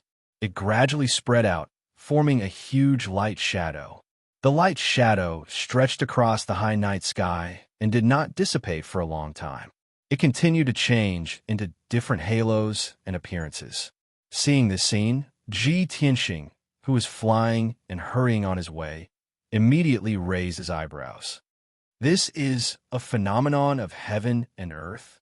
Of course, he could see that it was a phenomenon of heaven and earth caused by some powerful divine object. Even though he was very far away, he could vaguely feel a trace of faint divine power fluctuation. Looking at the source of the light beam, it seems to be in the depths of the ruins of God. I don't know what happened, but it actually caused such a shocking phenomenon of heaven and earth that can be seen from hundreds of thousands of kilometers away. Chapter 1653. If it were anywhere else, even if a phenomenon of heaven and earth appeared, Ji Tianxing would not associate it with the birth of a divine object. However, this was the ruins of God, the most mysterious, forbidden land on the continent. It was also the #1 treasure land. This area was said to be the mausoleum of the ancient gods, and countless divine objects and relics were buried there. In the entire Shenwu continent, if there was a place where a divine object was most likely to appear, it would undoubtedly be here. Thus, Ji Tianxing increased his flying speed and flew in the direction of the colorful light. Shohei also saw the dazzling light in the night sky and could tell that it was a special phenomenon of heaven and earth. There was no need for Ji Tianxing to explain. She could also guess what Ji Tianxing was thinking, so she sped up and followed him. Very quickly, another few hours passed. By the time dawn arrived, the five-colored dazzling light in the sky had gradually dissipated. However, Ji Tianxing had identified the direction and estimated the approximate distance. He was about 70 to 80,000 miles away from the source of the colorful light. He would arrive in 12 to 14 hours. The colorful light has already dissipated. There are only two possibilities. Either the divine object has been taken away, or the divine object has gone into hibernation. No matter what the result was, he wanted to rush over as soon as possible to investigate. However, Ji Tianxing had already left the periphery of the ruins of God and entered the depths of the ruins of God. He had only flown a few thousand miles away. Just as he flew over a deep valley, he was attacked by a ferocious beast. It was a giant snake that had cultivated for more than 1,000 years. It had already evolved into an evil dragon. Its body was 1,000 feet long, and its entire body was covered in grayish-brown and dark silver scales. There were also two dark red malignant tumors on its forehead. It had been lurking in the valley the whole time. When Ji Tianxing flew over the valley, it brazenly launched an attack. The poisonous mist that covered the sky and the earth, mixed with more than a dozen water columns formed by poisonous liquid, enveloped Ji Tianxing. Ji Tianxing sensed that something was wrong. He decisively released his magic power and condensed a layer of magic power shield to protect himself. Bang! Bang! Bang! Amidst a series of muffled sounds, more than a dozen black water pillars struck him, and the dark green poisonous mist also enveloped him. The terrifying force of the impact sent him flying thousands of meters away. He smashed into a mountain peak on the left side of the valley, causing rocks and dust to fly up into the air. The WRM's strength had already reached the 9th firmament essence spirit realm. It was not far from the tribulation transcendence realm. Once it broke through to the tribulation realm and successfully survived the first heavenly tribulation, the malignant tumor on its head would turn into dragon horns. It would also transform and successfully evolve into a flood dragon. Roar! After the evil flood dragon blasted Ji Tianxing away, it let out an excited roar. Its figure flashed and rushed towards Ji Tianxing. It opened its bloody mouth and bit down viciously. However, just as it rushed in front of Ji Tianxing, several dazzling sword lights lit up in the sky from the side. Swish! Swish! 6 huge, icy blue sword lights exploded with unstoppable power, and with lightning speed, they ruthlessly slashed the evil dragon's body.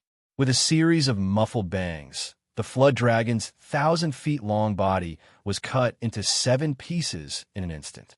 Flesh and blood splattered everywhere, and dark green venom splattered everywhere. The evil dragon opened its mouth and let out a miserable scream. A few pieces of its corpse fell from the sky and smashed into the valley below. Its physical body was killed on the spot, and its essence spirit immediately emerged from its head and flew into the sky. The grayish-brown, snake-shaped essence spirit was like a 2-feet-long gray fog. It looked around in panic, searching for the person who killed its physical body. It was only at this moment that a graceful figure appeared in the sky, not far away. It was a young woman in a white robe. She held a 3-foot-long sword and exuded a powerful aura. This person was Shohei. When the evil dragon's essence spirit saw Shohei appear and sensed her tribulation transcendence realm aura, it immediately fled in fear. Shohei did not show any mercy. She chased after it as fast as lightning and used a secret technique to kill the evil dragon's essence spirit. Then, she flew back to Ji Tianxing's side and asked in a worried tone, "Master, are you injured? How are your injuries?" Ji Tianxing had already removed his magical power shield. He said with a calm expression, "Don't worry, that evil dragon can't hurt me." But it sprayed out a poisonous fog.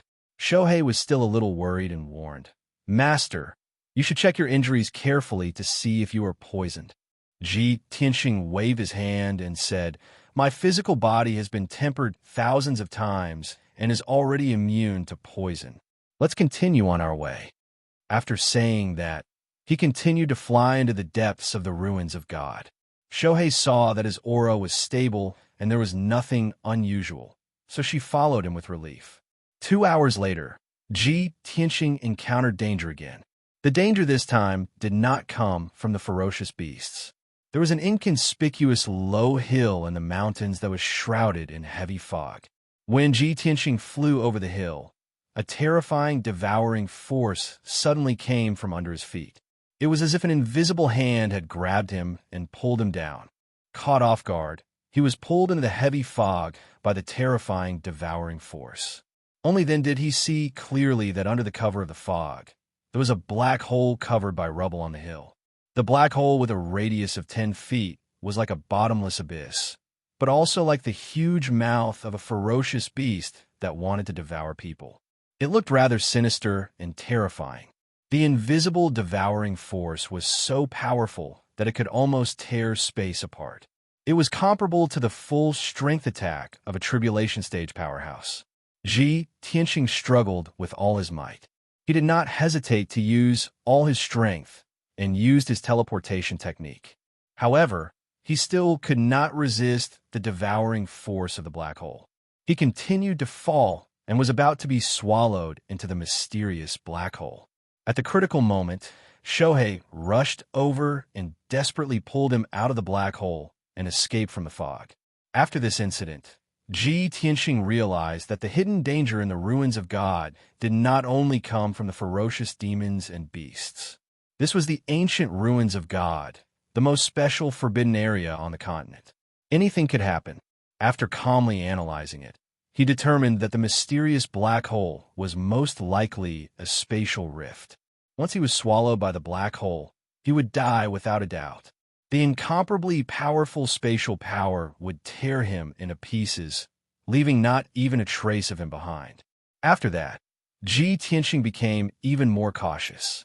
About an hour later, he had just flown over a 10,000 feet tall mountain when he discovered a stream of flame in the sky to his side. Within the dark red flames, a tall figure was wrapped in it. Ji Tianxing was immediately alert. He carefully observed and saw that it was a burly middle-aged man with a head full of red hair. Swoosh! The middle-aged man went straight for Ji Tianxing and stopped 100 steps in front of him. "Hey, kid, do you also want to go to Mount Fulong to get a share of the loot?" The middle-aged man sized up Ji Tianxing and asked in a frivolous tone. He was wearing black leather armor. His left hand was on his waist, and his right hand was holding a broadsword on his shoulder. He exuded an unruly aura. Chapter 1654. The red-haired man was obviously from the Shenwu continent. Furthermore, he had the strength of a first-level tribulation realm cultivator. In this divine ruins that was filled with danger, any stranger could become an enemy, so how could Ji Tianxing let his guard down? Moreover, the red-haired man was filled with arrogance and bloodthirst, so he was obviously not a good person. What surprised Ji Tianxing was that after the red-haired man sized him up, he curled his lips and sneered. He, a mere primordial spirit realm junior, dares to come to the ruins of God to search for treasures? You must be tired of living. Kid, let Big Brother Hua Koei advise you to leave this place quickly. The divine item in Mount Hidden Dragon isn't something you can touch. Don't lose your life when the time comes. After hearing his words, Ji Tianxing could tell that something was amiss. He raised his eyebrows and asked, "You're Hua Kuei, an adventurer who often roams the ruins of God?" "That's right. You're not too stupid." Hua Kuei nodded and grinned. Ji Tianxing continued to ask, "Mount Hidden Dragon is tens of thousands of kilometers away. You haven't even reached there yet. So how do you know that a divine item has appeared there? It seems that you know a lot about Mount Hidden Dragon and that divine item." Hua Kuei glanced at him and revealed a playful smile. "Oh, you want to trick me? What? You still haven't given up?" Ji Tianxing calmly replied, "Divine items are rare. Even if I don't have the fate to obtain them, it's still good to be able to take a look." Hua Kuei had a frivolous attitude and nodded. "Since you're so stubborn and insist on crashing into Mount Hidden Dragon, I'll fulfill your wish this time. Didn't you want to ask for information? Show some sincerity first." As he spoke, he rubbed his fingers at Ji Tianxing, looking like he was asking for money. Ji Tianxing didn't beat around the bush and said straightforwardly, "Name your price." 30,000 spirit stones, not one less. Hua Kuei stretched out 3 fingers and smiled. "I guarantee that you'll get the information you want." Ji Tianxing didn't bargain with him, and simply took out 30,000 spirit stones. He waved his hand and shot out a golden light and sent it over. When Hua Kuei saw this, an almost undetectable trace of anger flashed through his eyes. Obviously, he did not expect Ji Tianxing to be so straightforward. If he had known earlier, he would have definitely asked for an exorbitant price. "Ha ha, so generous.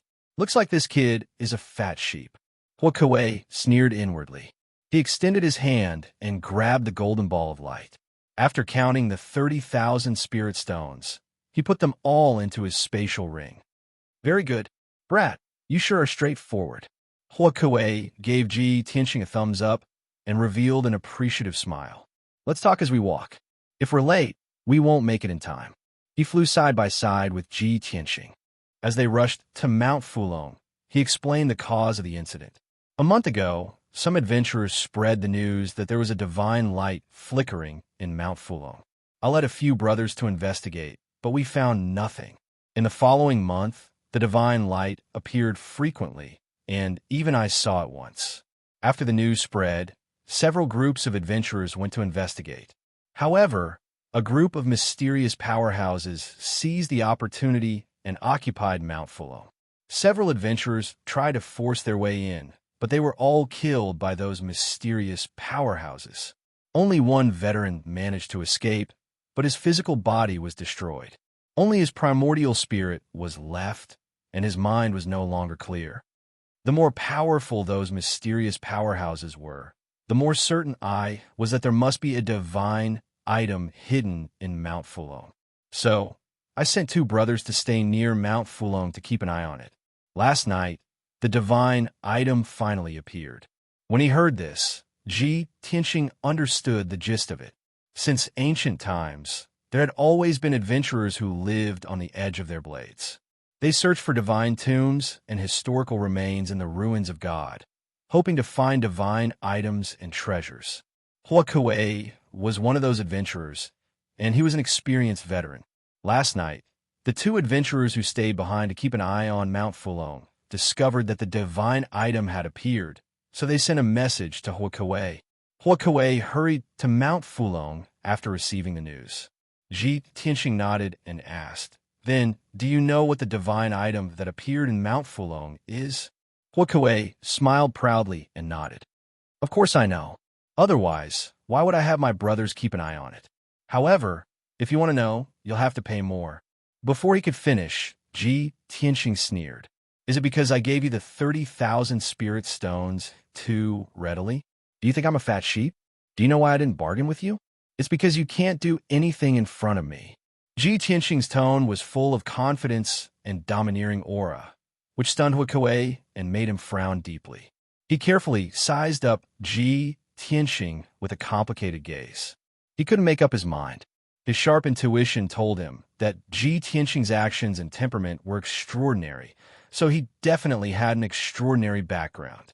However, he couldn't understand where a brat at the 7th level of the primordial soul realm got such strong confidence from. After a moment of silence, Huakue quickly explained with a smile in order to resolve the awkwardness. "Little brother, the divine item in Mount Fulong is a rare treasure that can shock the world. If I sell this information, people will buy it for 300,000 or even 3 million spirit stones, let alone 30,000 spirit stones." Ji Tianxing didn't waste any more words with him. He took out another 20,000 spirit stones and threw them in front of him. "Speak." Huakue picked up the 20,000 spirit stones wrapped in golden light. After weighing them in his hand, he put them into his ring. "Speaking of that divine item, I have to mention the origin of the name Mount Fulong. According to legend, Mount Fulong was formed from the corpse of an ancient divine dragon. The divine dragon's flesh and blood turned into soil, while its bones turned into mountain rocks and or veins." Ji Tianxing said expressionlessly, "It's just a legend. Don't listen to it. Get to the point." Huakue pursed his lips and continued, "According to my brothers and my investigation, the divine item in the depths of Mount Fulong is very likely a drop of dragon blood. In ancient times, the divine dragon's corpse returned to the world, and its flesh and bones turned into a mountain range. Now that tens of thousands of years have passed, Mount Fulong has undergone some special changes under the influence of the world's spiritual energy. Therefore, all the energy in Mount Fulong has gathered into a drop of divine dragon blood. That's the essence of an ancient divine dragon's power. If anyone can obtain that drop of divine dragon blood, they can inherit the divine dragon's legacy and obtain the divine dragon's power. They have great hopes of reaching the deity realm." At this point, Huakue's tone was rather impassioned. He was filled with excitement and anticipation, and his eyes were shining. However, Ji Tianxing's reaction was indifferent. He said expressionlessly, "What nonsense!" Huakue saw that he didn't believe him and immediately laughed. "Ha ha! Little brother, you're too ignorant. Although this sounds inconceivable, this is the ruins of God, the most mysterious land of buried gods on the continent." Chapter 1655. Huakue made a solemn vow. Ji Tianxing didn't believe him on the surface, but he had his own plans in mind. Even if Huakue teased him, he couldn't be bothered. Very quickly, another 6 hours passed. It was evening again. The two of them finally arrived near Mount Fulong. When they were still a few hundred miles away, Huakue pointed at the huge grayish-brown mountain range in front of them and said to Ji Tianxing, "Little brother, that's Mount Fulong." Ji Tianxing looked into the distance and saw the huge mountain range. It indeed stretched for thousands of miles. Looking down from the sky, the mountain range really did look like a divine dragon lying on the ground. The grayish-brown mountain ridge was sharp and full of power, just like the back of an ancient divine dragon. The few branches that extended from the foot of the mountain also spread out like a dragon's claw. When Ji Tianxing saw Mount Fulong with his own eyes, he finally understood why Huakue was so fanatical and claimed that the mountain was formed by a divine dragon. Before long, the two of them flew a few hundred miles away and arrived above Mount Fulong. Ji Tianxing's sharp senses detected that the air around Mount Fulong was still filled with thick spiritual qi of heaven and earth, as well as faint ripples of divine power. The facts proved that a divine item had really appeared in Mount Fulong. He looked around a few hundred miles ahead of him and saw a faint shadow streaking across the sky. It seemed that some adventurers were still lingering in the depths of Mount Fulong. At that moment, Huakue took out a silver arrow and released it after injecting his magic power. Whoosh! The arrow shot into the sky and exploded, turning in a silver light that could be seen from a few hundred miles away. Ji Tianxing knew that Huakue was calling for his companions. As expected, before long, two streaks of light flew out of Mount Fulong and rushed over as fast as lightning. Whoosh! Whoosh! The two streaks of light stopped in front of them. After the light faded, two middle-aged men appeared. One of them had a body as sturdy as a boulder and was wearing a thick black armor. The other was as thin as a bamboo pole and wore black leather armor. He had a shifty-eyed appearance. Once the two of them bowed to Huakue, their gazes landed on Ji Tianxing. They sized him up with puzzlement and wariness. "Boss Huakue, who is this brat?" "Big brother. This kid looks very unfamiliar. Could it be that he's a newbie that you're grooming?" Huakue was still concerned about the matter of the divine dragon's blood, so he couldn't be bothered to waste his breath with them. "I met this kid on the road. Didn't I ask you two to keep an eye on him? Where are the divine items? Who stole it?" The shifty-eyed skinny man hurriedly replied, "Big brother, the divine object was born last night and was only taken away this morning." The people who had snatched away the divine object were the group of mysterious experts from before. Their strength is too strong. The two of us can't get close at all, let alone follow them. We can only wait here for you. Huakue immediately furrowed his brows and angrily shouted, "Bastard! The divine object that I've been eyeing for more than a month was snatched away by them so easily? Weren't there a few groups of people squatting near Mount Fulong? Could it be that those bastards didn't try to snatch it? Did they just watch as the divine object was snatched away?" The black-armored man explained. Those groups of adventurers all took action and fought with those mysterious experts for a long time. Unfortunately, those adventurers weren't strong enough and weren't able to snatch the divine object. More than 10 of their experts were even killed. "Big brother, look over there. Those are the traces left behind by their fight. They fought and fled in that direction." After saying that, the black-armored man pointed towards the depths of Mount Fulong. Mount Fulong and the surrounding mountain ranges were filled with huge ravines and gaps. There were also several deep pits that were dozens of kilometers in radius. Looking over, at least a few hundred kilometers in radius, it was a scene of devastation. Huakue immediately turned pale with fright. He exclaimed in disbelief, "The strength of those mysterious experts is actually this strong?" The black-armored man hurriedly nodded and said with lingering fear, "Big brother, with our strength, it's impossible for us to snatch the divine object. There's an ugly shorty among those mysterious experts. He's terrifyingly strong and can kill the three of us by himself." The shifty-eyed skinny man also nodded in agreement and said with a bit of fear, "Big brother, we saw it with our own eyes. Why don't we just give up? No matter how precious the divine object is, we can't abandon our lives." Huakue's expression was as cold as ice. His gaze fluctuated for a while before he cursed unwillingly. "Son of a b****, I'll remember this grudge. Don't let me find out their identities. Sooner or later, I'll kill them all and snatch the divine object back." The black-armored man and skinny man nodded repeatedly and cursed with righteous indignation. The three of them quieted down, and their gazes landed on Ji Tianxing. The shifty-eyed skinny man rolled his eyes and gave Huakue a meaningful look. He transmitted his voice and asked, "Big brother, is the little lamb fat?" Huakue was stunned for a moment before he grinned. "Of course it's fat. It's so fat that it's oozing oil. As the saying goes, what you lose on the swings, you gain on the roundabouts. I can't get the divine object, but I can't work for nothing." The black-armored man quickly nodded, and a cruel sneer appeared on his dark face. The shifty-eyed skinny man smiled and flattered. "Big brother, you've become more knowledgeable recently. Your words are becoming more and more refined." Ji Tianxing listened to their conversation and silently observed the situation in Mount Fulong while thinking about his next move. He suddenly sensed that the atmosphere wasn't good. He turned his head and saw Hua Kuei and the other two surrounding him with sinister smiles. Hua Kuei carried his palm-sized broadsword and sneered. "Little brother, are you going to do it yourself, or do you want me to help you?" The black-armored man licked his lips with a bloodthirsty look in his eyes. He said with killing intent, "Boss, I think we should follow the old rules and chop him up.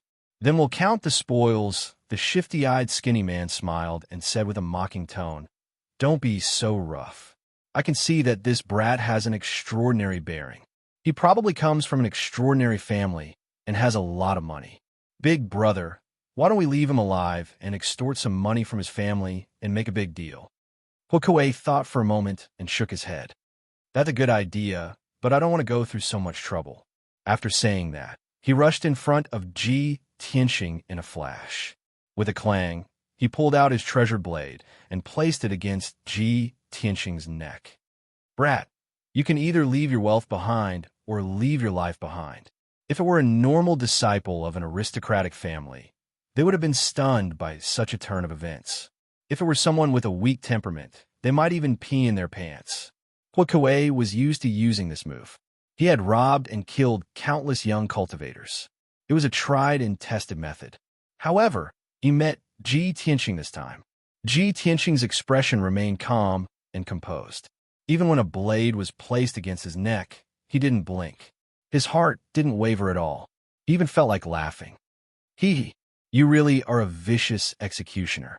You don't deserve to die." Chapter 1656. Ji Tianxing's reaction left Hua Kuei and the other two dumbfounded. They had robbed and killed countless people. Most of the cultivators they had met had made a fool of themselves in such a situation. Some trembled in fear as they tried to curry favor with others. Some cried bitterly as they kowtowed and begged for mercy. There were even some who fled in panic. However, they had never met someone like Ji Tianxing. Even when death was at hand, his expression didn't change. He was still as confident and arrogant as before. The black-armored man furrowed his brows in doubt. He turned his head to look at the skinny man beside him and asked softly, what did his last words mean? Before the skinny man could answer, Hua Kuei shouted with a face full of anger. He said, "We're tired of living." The black-armored man was unable to restrain his anger. He glared at Ji Tianxing with murderous intent and shouted, "Brat, you really won't shed tears until you see the coffin. There are at least 800 fat sheep like you who have died under my blade, if not 1,000. Hua Kuei furrowed his brows and stared coldly at Ji Tianxing. He asked with a cold voice, "Brat, it seems you'd rather die than submit? You only have one life. You better think carefully." Ji Tianxing's reaction was too calm. It made Hua Kuei feel inexplicably worried and anxious. He couldn't understand. Ji Tianxing was only at the 7th level of the Essence Soul Realm. Where did he get the confidence to challenge him? He was a first-level tribulation-passing realm expert. The black-armored man and the skinny man were also at the 9th level of the Essence Soul Realm. To the three of them, killing Ji Tianxing was as easy as pie. Ji Tianxing stared at Hua Kuei. The corner of his mouth curled into a mocking sneer. He said with a playful tone, "I can take your dog life without lifting a finger. Do you believe me?" Hua Kuei was immediately enraged. His patience was completely exhausted. He shouted with a cold voice, "Brat, since you insist on courting death, I'll fulfill your wish." As he said that, his right hand erupted with a berserk power. He brandished his palm-sized broadsword and ruthlessly slashed at Ji Tianxing's neck. The broadsword was less than half a meter away from Ji Tianxing's neck. Hua Kuei believed that no one would be able to dodge at such a close distance. In the next moment, Ji Tianxing's neck would be cut off and his head would be separated from his body. However, what happened next left him dumbfounded.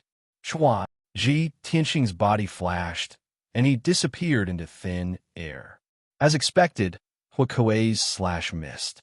In the next moment, when Ji Tianxing's figure reappeared, he was already standing in the sky, 10 li away.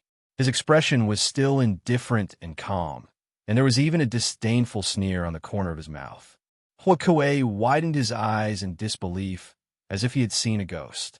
However, before he could react, a dazzling cold light had already lit up behind him. Swish! Swish! 6 cold and dazzling sword lights, carrying the power to pierce through everything, enveloped his figure. The sword lights came too suddenly and appeared out of nowhere, catching Huokei completely off guard. With a series of muffled bangs, Huokei's body was cut into several pieces by the 6 sword lights. Scorching hot blood sprayed out, splashing scarlet flowers in the sky. Huokei, who was at the first stage of the tribulation passing realm, was instantly killed just like that. The black-armored man and the skinny man were stupefied on the spot. Both of them widened their eyes in shock as they watched the scene in disbelief. They couldn't believe that the valiant and brutal Huokei's boss was actually so weak that he was instantly killed by someone. The most frightening thing was that they didn't even see the person who did it. Immediately after, a fiery red origin spirit flew out from the pieces of Huokei's corpse. Huokei was also quite valiant.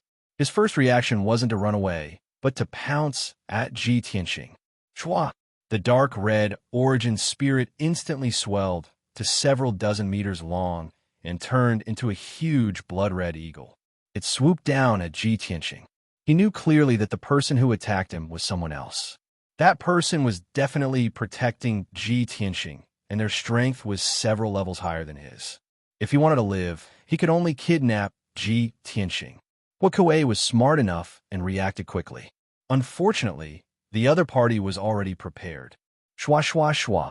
Another 9 dazzling icy blue sword lights appeared, illuminating the dusky sky and enveloping Huokei's origin spirit. Bang bang bang bang. A series of muffled bangs rang out. Huokei's origin spirit was cut into pieces on the spot, splashing in all directions. Huokei died just like that. The other party had only used 2 moves, one to destroy his physical body, and the other to destroy his origin spirit. It was clean and efficient, and so powerful that it made one tremble in fear. The black-armored man and the skinny man finally regained their senses. They were already scared out of their wits. Their expressions changed drastically. Without any hesitation, they turned around and flew away, respectively to the east and west. Both of them were experienced adventurers who had walked on the edge of life and death countless times. In such a situation, fleeing in different directions had already become their instinct. However, it was too late for them to escape. Shua! Ji Tianxing's figure flashed, and he teleported a dozen miles away, blocking the black-armored man's path. You still want to escape even now? You're too naive. Ji Tianxing sneered. He took out the burial of heaven and ruthlessly stabbed at the black-armored man. Piercing sword. A cold star appeared, instantly piercing through the black-armored man's armor and body. In the next instant, a terrifying sword aura exploded within the black-armored man's body, releasing a dazzling mushroom cloud. Bang! The black-armored man couldn't resist at all. His body was blown to bits on the spot, and blood splattered all over the sky. Even his origin spirit was injured by the divine lightning contained within the sword light. It floated in the sky in a daze. Ji Tianxing struck out with his sword again and killed his primordial spirit. At the same time, in the sky 20 miles away, the skinny man was also killed by several icy blue sword lights. His physical body and origin spirit were destroyed by the sword lights, and he died on the spot. In just a few breaths of time, Huokei and his 2 accomplices died one after another. Even when they were about to die, the 3 of them didn't see who had attacked them in the dark. They died in a daze. In the blink of an eye, the sky returned to normal. Only then did Shohei, who was wearing a white Taoist robe, appear. She waved her hand and shot out a few streams of light. She found 3 spatial rings among the ruins and corpse fragments. Then, she flew to Ji Tianxing's side and handed the 3 spatial rings to Ji Tianxing. Master, these are your spoils of war. Ji Tianxing nodded and accepted the 3 spatial rings. He would deal with them when he had time in the future. Follow me, he instructed Shohei, then turned around and flew into the depths of Mount Fulong. Shohei hurriedly followed and asked telepathically, Master, could it be that you want to chase after that group of mysterious powerhouses and snatch the divine item? Of course, Ji Tianxing said without hesitation. Hua Kuei swore that the divine item was the divine dragon's blood. Of course I can't miss it. Shohei also knew very well how astonishing the harvest would be if she could really obtain a drop of divine dragon's blood. She didn't say anything else. She used a secret technique of invisibility again and quietly followed beside Ji Tianxing. Before long, the two of them entered the depths of Mount Fulong. Ji Tianxing stood at the peak of Mount Fulong and looked at the ravines, pits, and ruins around him. He observed with sharp eyes. Chapter 1657. The battle between that group of mysterious experts and a few groups of adventurers happened 4 hours ago. In the ruins deep in the hidden Dragon Mountain, there were still remnants of mixed dermic powers. However, Ji Tianxing sensed a strange aura fluctuation from the many dermic powers. He frowned in confusion, somewhat in disbelief. Then, he carefully checked again and finally confirmed that his judgment was correct. He immediately revealed a sneer and said in a playful tone, I really didn't expect to meet them here. They really are persistent. With that said, he summoned his essence Soul Golden Sword and transformed it into a 10-foot-long golden sword. He stepped on it and sped away. Shohei, those guys just left not long ago. Let's chase with all our might. We will definitely catch up to them before dark. As he spoke, he rode the golden sword through the sky and flew north as fast as a stream of light. When Shohei saw that his speed had increased threefold, he had no choice but to use all his strength to cast the swift technique to keep up with his footsteps. Master is indeed a rare genius in the world. He is only at the 7th level of the Essence Soul realm, but he can reach such a terrifying flying speed. Shohei was extremely shocked and admired Ji Tianxing even more. For the next few hours, Ji Tianxing and Shohei continued to speed along. The two of them crossed countless mountain ranges and ravines. Along the way, they constantly discovered traces of fighting. Many mountain ranges had collapsed, and countless ravines were filled with gravel. There were still remnants of chaotic dermic powers in the air. Even so, Ji Tianxing could still quickly find that special aura among the mixed auras. Unknowingly, 12 hours had passed. It was late at night. The sky was as dark as ink, and the cold wind howled. Ji Tianxing and Shohei flew for 50,000 kilometers and went deeper into the ruins of God. Finally, Ji Tianxing slowed down his flying speed and put the Essence Soul Golden Sword back into his body. He released his divine sense to investigate his surroundings, and his eyes flickered with a sharp, cold light. Shohei followed in the darkness and asked with a voice transmission, Master, what's going on? Did you lose the clues? No. Ji Tianxing shook his head and said solemnly, the aura of those guys dissipated here. If I'm not wrong, the adventurers who snatched the divine object have been shaken off by them, or all of them have been killed. Shohei was silent for a moment before asking, Then should we continue chasing? Ji Tianxing frowned and thought for a moment. Suddenly, a confident smile appeared on his face. He shook his head and said, There's no need to chase. We've already found them. Huh? Shohei was stunned. After a while, she finally reacted and asked uncertainly, Master, do you mean that those mysterious experts fled here because they thought they were safe, or because their injuries were too severe? So, they used a secret technique to conceal their auras and hid here to rest temporarily? Ji Tianxing nodded approvingly and said, That's right, they are definitely within a radius of 200 miles. Let's split up and search. Shohei responded and hurriedly turned around to fly away. He also released his divine sense to investigate the situation. After about 100 breaths of time, Ji Tianxing's divine sense swept across a 10,000-foot-tall mountain peak. Suddenly, he raised his eyebrows. His powerful divine sense could penetrate the entire 10,000-foot-tall mountain and investigate every stone in the mountain clearly. However, there was a huge rock in the belly of the mountain. It seemed to be covered by a layer of fog, and he could not see it clearly. So it's here. Ji Tianxing took out the burial of Heaven's sword.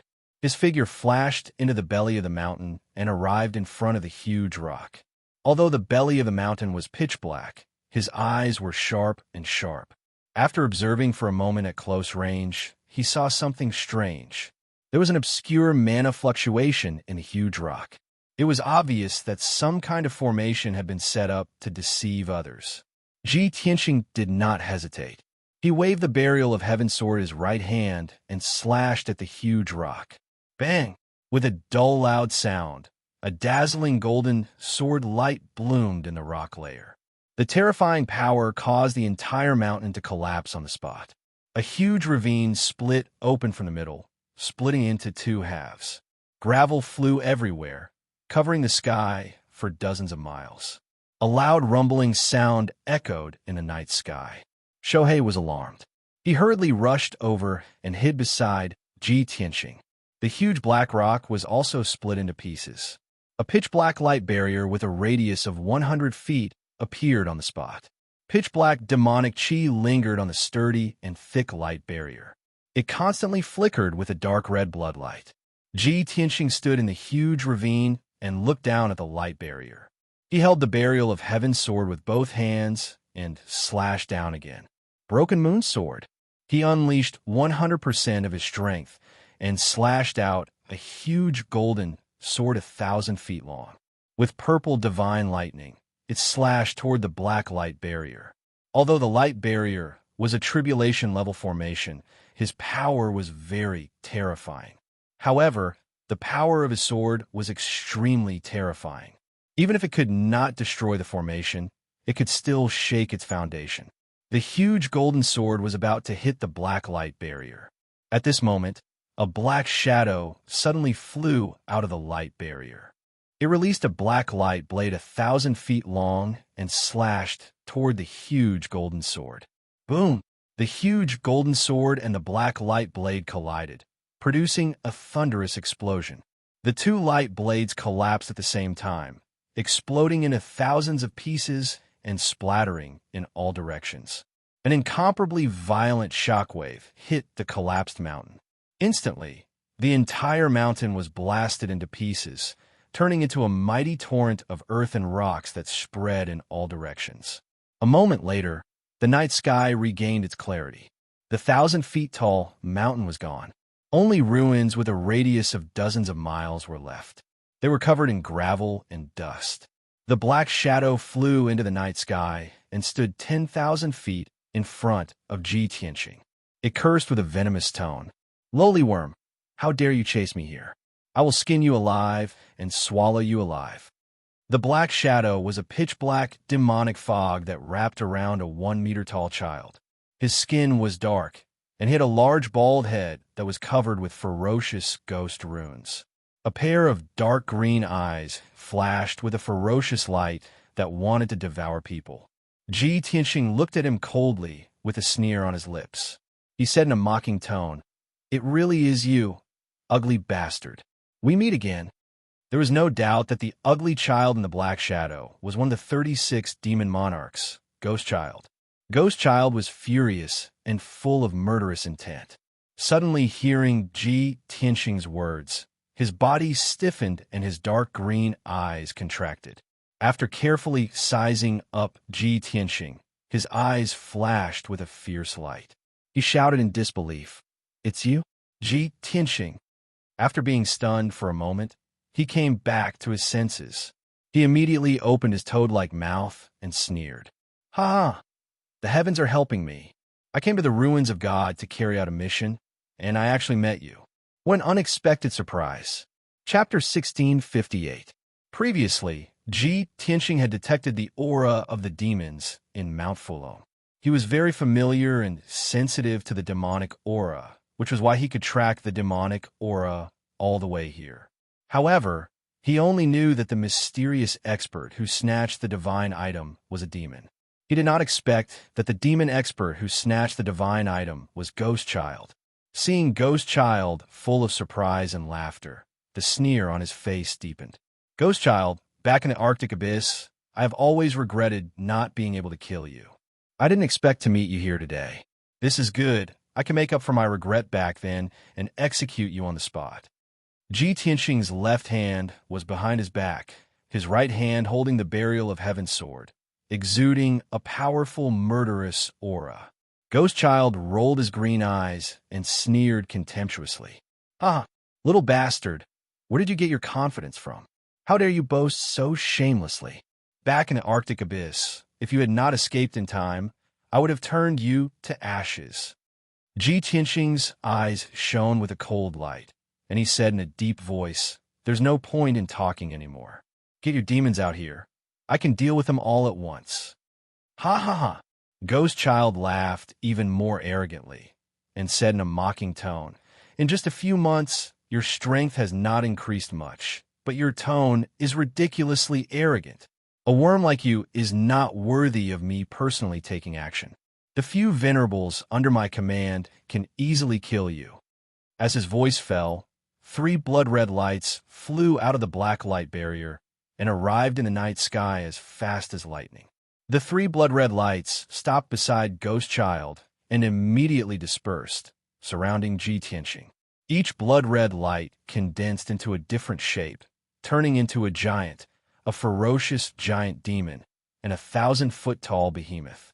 Without a doubt, these were the 3 blood gods. Each blood god's strength had reached the 8th level of the Essence Soul realm and above, and their auras were extremely powerful.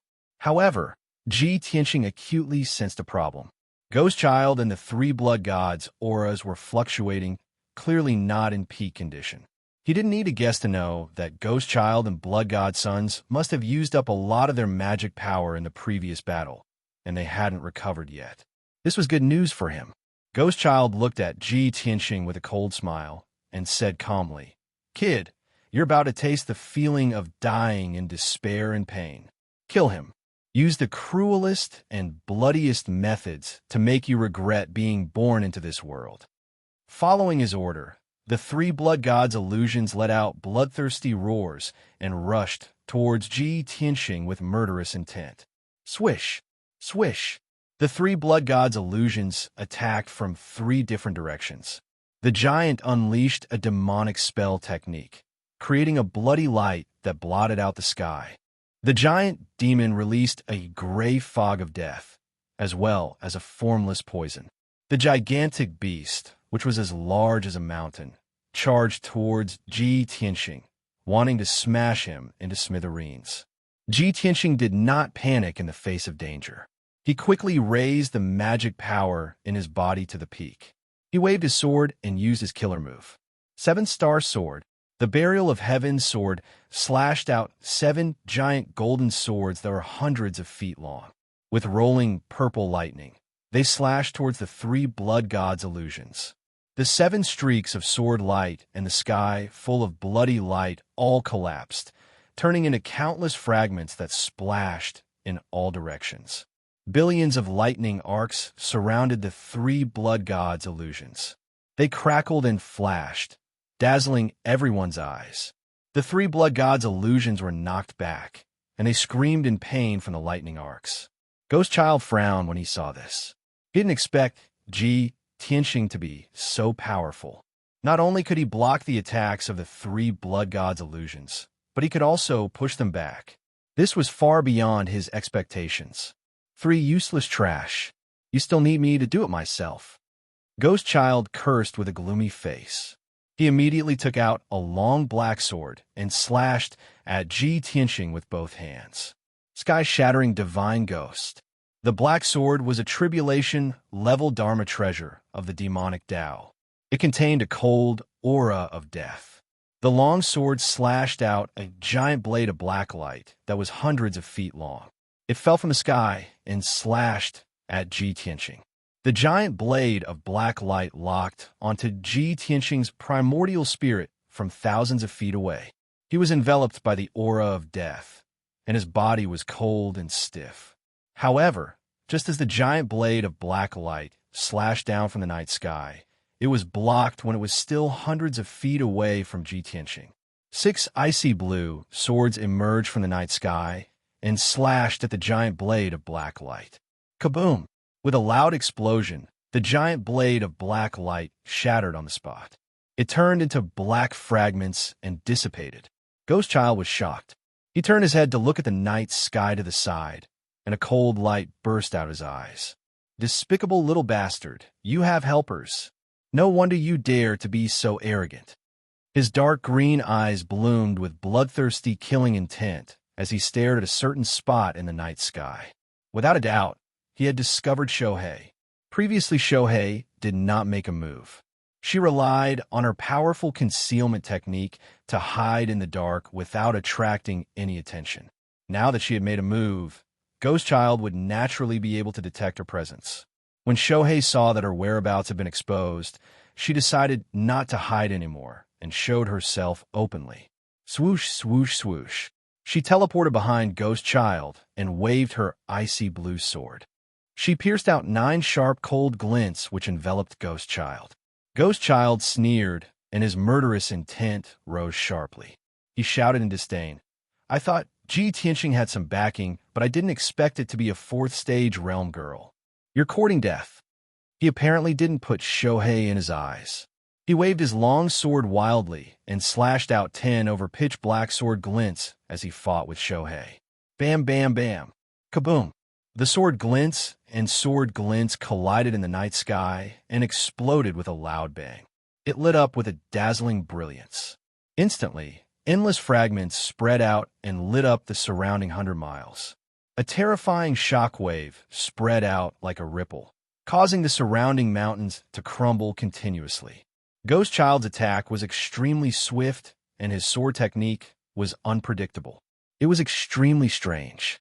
He completely suppressed Shohei and forced her to retreat, getting further and further away from Ji Tianxing. After a short 100 breaths, she was forced to retreat 200 miles, but she was still unable to get rid of Ghostchild's attack. She was worried about Ji Tianxing's situation. She was extremely anxious, but there was nothing she could do. She could only pray silently, hoping that Ji Tianxing could block the siege of the 3 blood gods' illusions, and that his life would not be in danger. At the same time, 200 miles away in the night sky, Ji Tianxing and the 3 blood gods' illusions were fighting fiercely. Although the 3 blood gods' illusions were very strong and had a tacit understanding when they joined forces to attack. But Ji Tianxing knew the blood gods' illusions very well. He was well aware of their weaknesses and had mastered the power of God's thunder to restrain them. Therefore, the 3 blood gods' illusions couldn't do anything to him and instead were constantly injured by him. In a short period of time, the 3 blood gods' illusions could still hold on. Chapter 1659. Whoosh! Ji Tianxing held the sword of burial of heaven and stabbed with all his might. A cold light appeared and instantly pierced through the chest of a blood god. The blood god was a blood-colored beast that was hundreds of feet tall. It was as huge as a mountain and had a very violent aura. However, in front of Ji Tianxing, all of this was just a facade. Bang! With a muffled explosion, a dazzling cold light exploded inside the beast's body. Suddenly, a blazing white mushroom cloud rose and lit up the night sky. The blood-colored beast was blown into countless pieces and scattered in the sky. Seeing this scene, the other 2 blood gods' illusions were stunned, and their eyes were filled with shock. However, they were not worried about the lives of their companions. They thought that with their immortal bodies, they could quickly recover even if they were blown into pieces. However, a scene that terrified them appeared. Before the pieces could gather, Ji Tianxing waved his hand and unleashed an overwhelming white light. The pure white light contained a majestic holy power. It was as if it came from the gods and could purify all filth and evil in the world. Whoosh! In the blink of an eye, the holy white light enveloped the fragments and enveloped them. The moment the dark red fragments of light came into contact with the holy white light, they were like snow under the scorching sun, quickly melting and disintegrating. In the short span of 2 breaths, the bloody fragments that filled the sky had all disappeared. The holy white light purified all the fragments and swallowed the entire blood god. When Ji Tianxing withdrew the white light, the blood god had completely disappeared. The other 2 blood gods had never encountered such a situation and could not believe their eyes. "Oh my god, what just happened? What's going on? We have immortal bodies. There's no way to completely destroy us." Intense fear and despair instantly enveloped the 2 blood gods. They were at a loss and did not know what to do. Ji Tianxing did not stop and attacked with his sword again. Moon-breaking sword. He roared and used all his strength to slash out a giant sword that could shatter space and break the moon. One of the blood gods was caught off guard and was immediately hit by the giant golden sword. Its 10 zhang tall, giant body was directly chopped into pieces by the giant sword and scattered in the night sky. The giant sword contained divine lightning arcs that enveloped every piece of the bloody light and flashed with crackling sounds. It was terrified and subconsciously gathered the fragments, wanting to reform its body. However, the divine lightning suppressed it and prevented it from reforming quickly. Taking advantage of this opportunity, Ji Tianxing waved his hand again and unleashed a dazzling white light. Whoosh! The holy white light poured down like a flood and covered all the bloody light fragments. In the blink of an eye, all the bloody light fragments were purified and then swallowed by the sky-mending orb. The second blood god's son disappeared. Only the third blood god's descendant was left. It was scared out of its wits and ran away in a panic. Kids too. What kind of monster is this kid? How can he kill us? As the blood god Scion fled towards Ghost Child, it roared in shock in its heart. If it had not seen it with its own eyes, it would not have believed it. Whoosh! The blood god turned into a ray of bloody light and cut through the night sky as fast as lightning. Soon, it flew hundreds of miles away. It had already seen Ghost Child. He was more than 100 miles away and was fighting fiercely with Shohei. It thought that in 2 more breaths, it would be able to escape to Demon Lord Ghost Child's side. That it would be safe. However, that short 100 miles was a moat that it could never cross. Die! A cold, murderous shout suddenly sounded from behind it. Then, a giant golden sword that was hundreds of feet long slashed down from the sky. Boom! With a muffled sound, the blood god was hit by the giant sword, and its body collapsed into pieces. Before it could reform, a holy white light poured down and drowned the pieces of its body. Therefore, it also lost consciousness and disappeared on the spot. Ji Tianxing used the heaven-mending orb to kill 3 blood gods in a row. It could be said that it was clean and efficient. After the heaven-mending orb devoured the 3 blood gods, its power increased a little and it returned to calm. Ji Tianxing looked up at the night sky in the distance. Then, he used the divine concealment step and went invisible. When he came close, he saw that Shohei was in a bad situation. She was being beaten back by Ghost Child and could only hold on tenaciously. Even so, she was still injured. There were already 5 wounds on her body, and her white robe was dyed red with blood. Her long hair was draped over her shoulders, and her body was covered in blood. However, her expression was still firm and cold. She gritted her teeth and waved her sword without saying a word. She used all kinds of secret techniques to block Ghost Child's wild attacks. Suddenly, Ghost Child caught a flaw in her defense and decisively slashed out a few light blades with his sword. He waved his palm and shot out a ball of blood fire. Shohei was about to be hit by the light blades and blood fire. She was about to be injured. At the critical moment, Ji Tianxing turned invisible and rushed to Ghost Child's side. He raised his left palm and released his trump card. God-slaying spear. Endless golden divine flames spewed out of his left palm and condensed into a 10-meter-long divine spear. Whoosh! The divine spear pierced through the night sky and disappeared in a flash. It carried the power to destroy everything and stabbed at Ghost Child. At such a close distance, the divine spear was as fast as the aurora. Ghost Child could not dodge it at all. Boom! With a muffled sound, the god-slaying spear pierced through Ghost Child's chest. The god-slaying spear carried a terrifying force and pushed Ghost Child back more than 10 miles. With a bang, he was nailed to a mountain peak. The extreme pain caused Ghost Child's face to contort as he roared and wailed miserably. Before he could break free, the god-slaying spear exploded again, turning into golden divine flames that covered the sky and earth. Boom! Suddenly, a ball of golden divine flames exploded and swept across the sky for dozens of miles. The entire mountain was blown to pieces and scattered in the night sky. It did not disappear for a long time. Ji Tianxing stood in the night sky and stared fiercely at the flying ashes in the sky. He released his divine sense to search for traces of Ghost Child. Although Ghost Child's figure had disappeared, he knew very well that Ghost Child was one of the 36 demon monarchs and would not die so easily. Shohei finally heaved a sigh of relief. He did not have time to check on his injuries and hurriedly flew to Ji Tianxing's side. "Master, have you taken care of the 3 blood gods?" Ji Tianxing did not speak. He just nodded silently. Shohei was shocked and encouraged. He looked around with sharp eyes and asked, "Is Ghost Child dead?" Before Ji Tianxing could reply, a sneer that sounded like a night owl rang out in the night sky behind the two of them. Her. Just the 2 of you reptiles also want to kill this sovereign? What wishful thinking.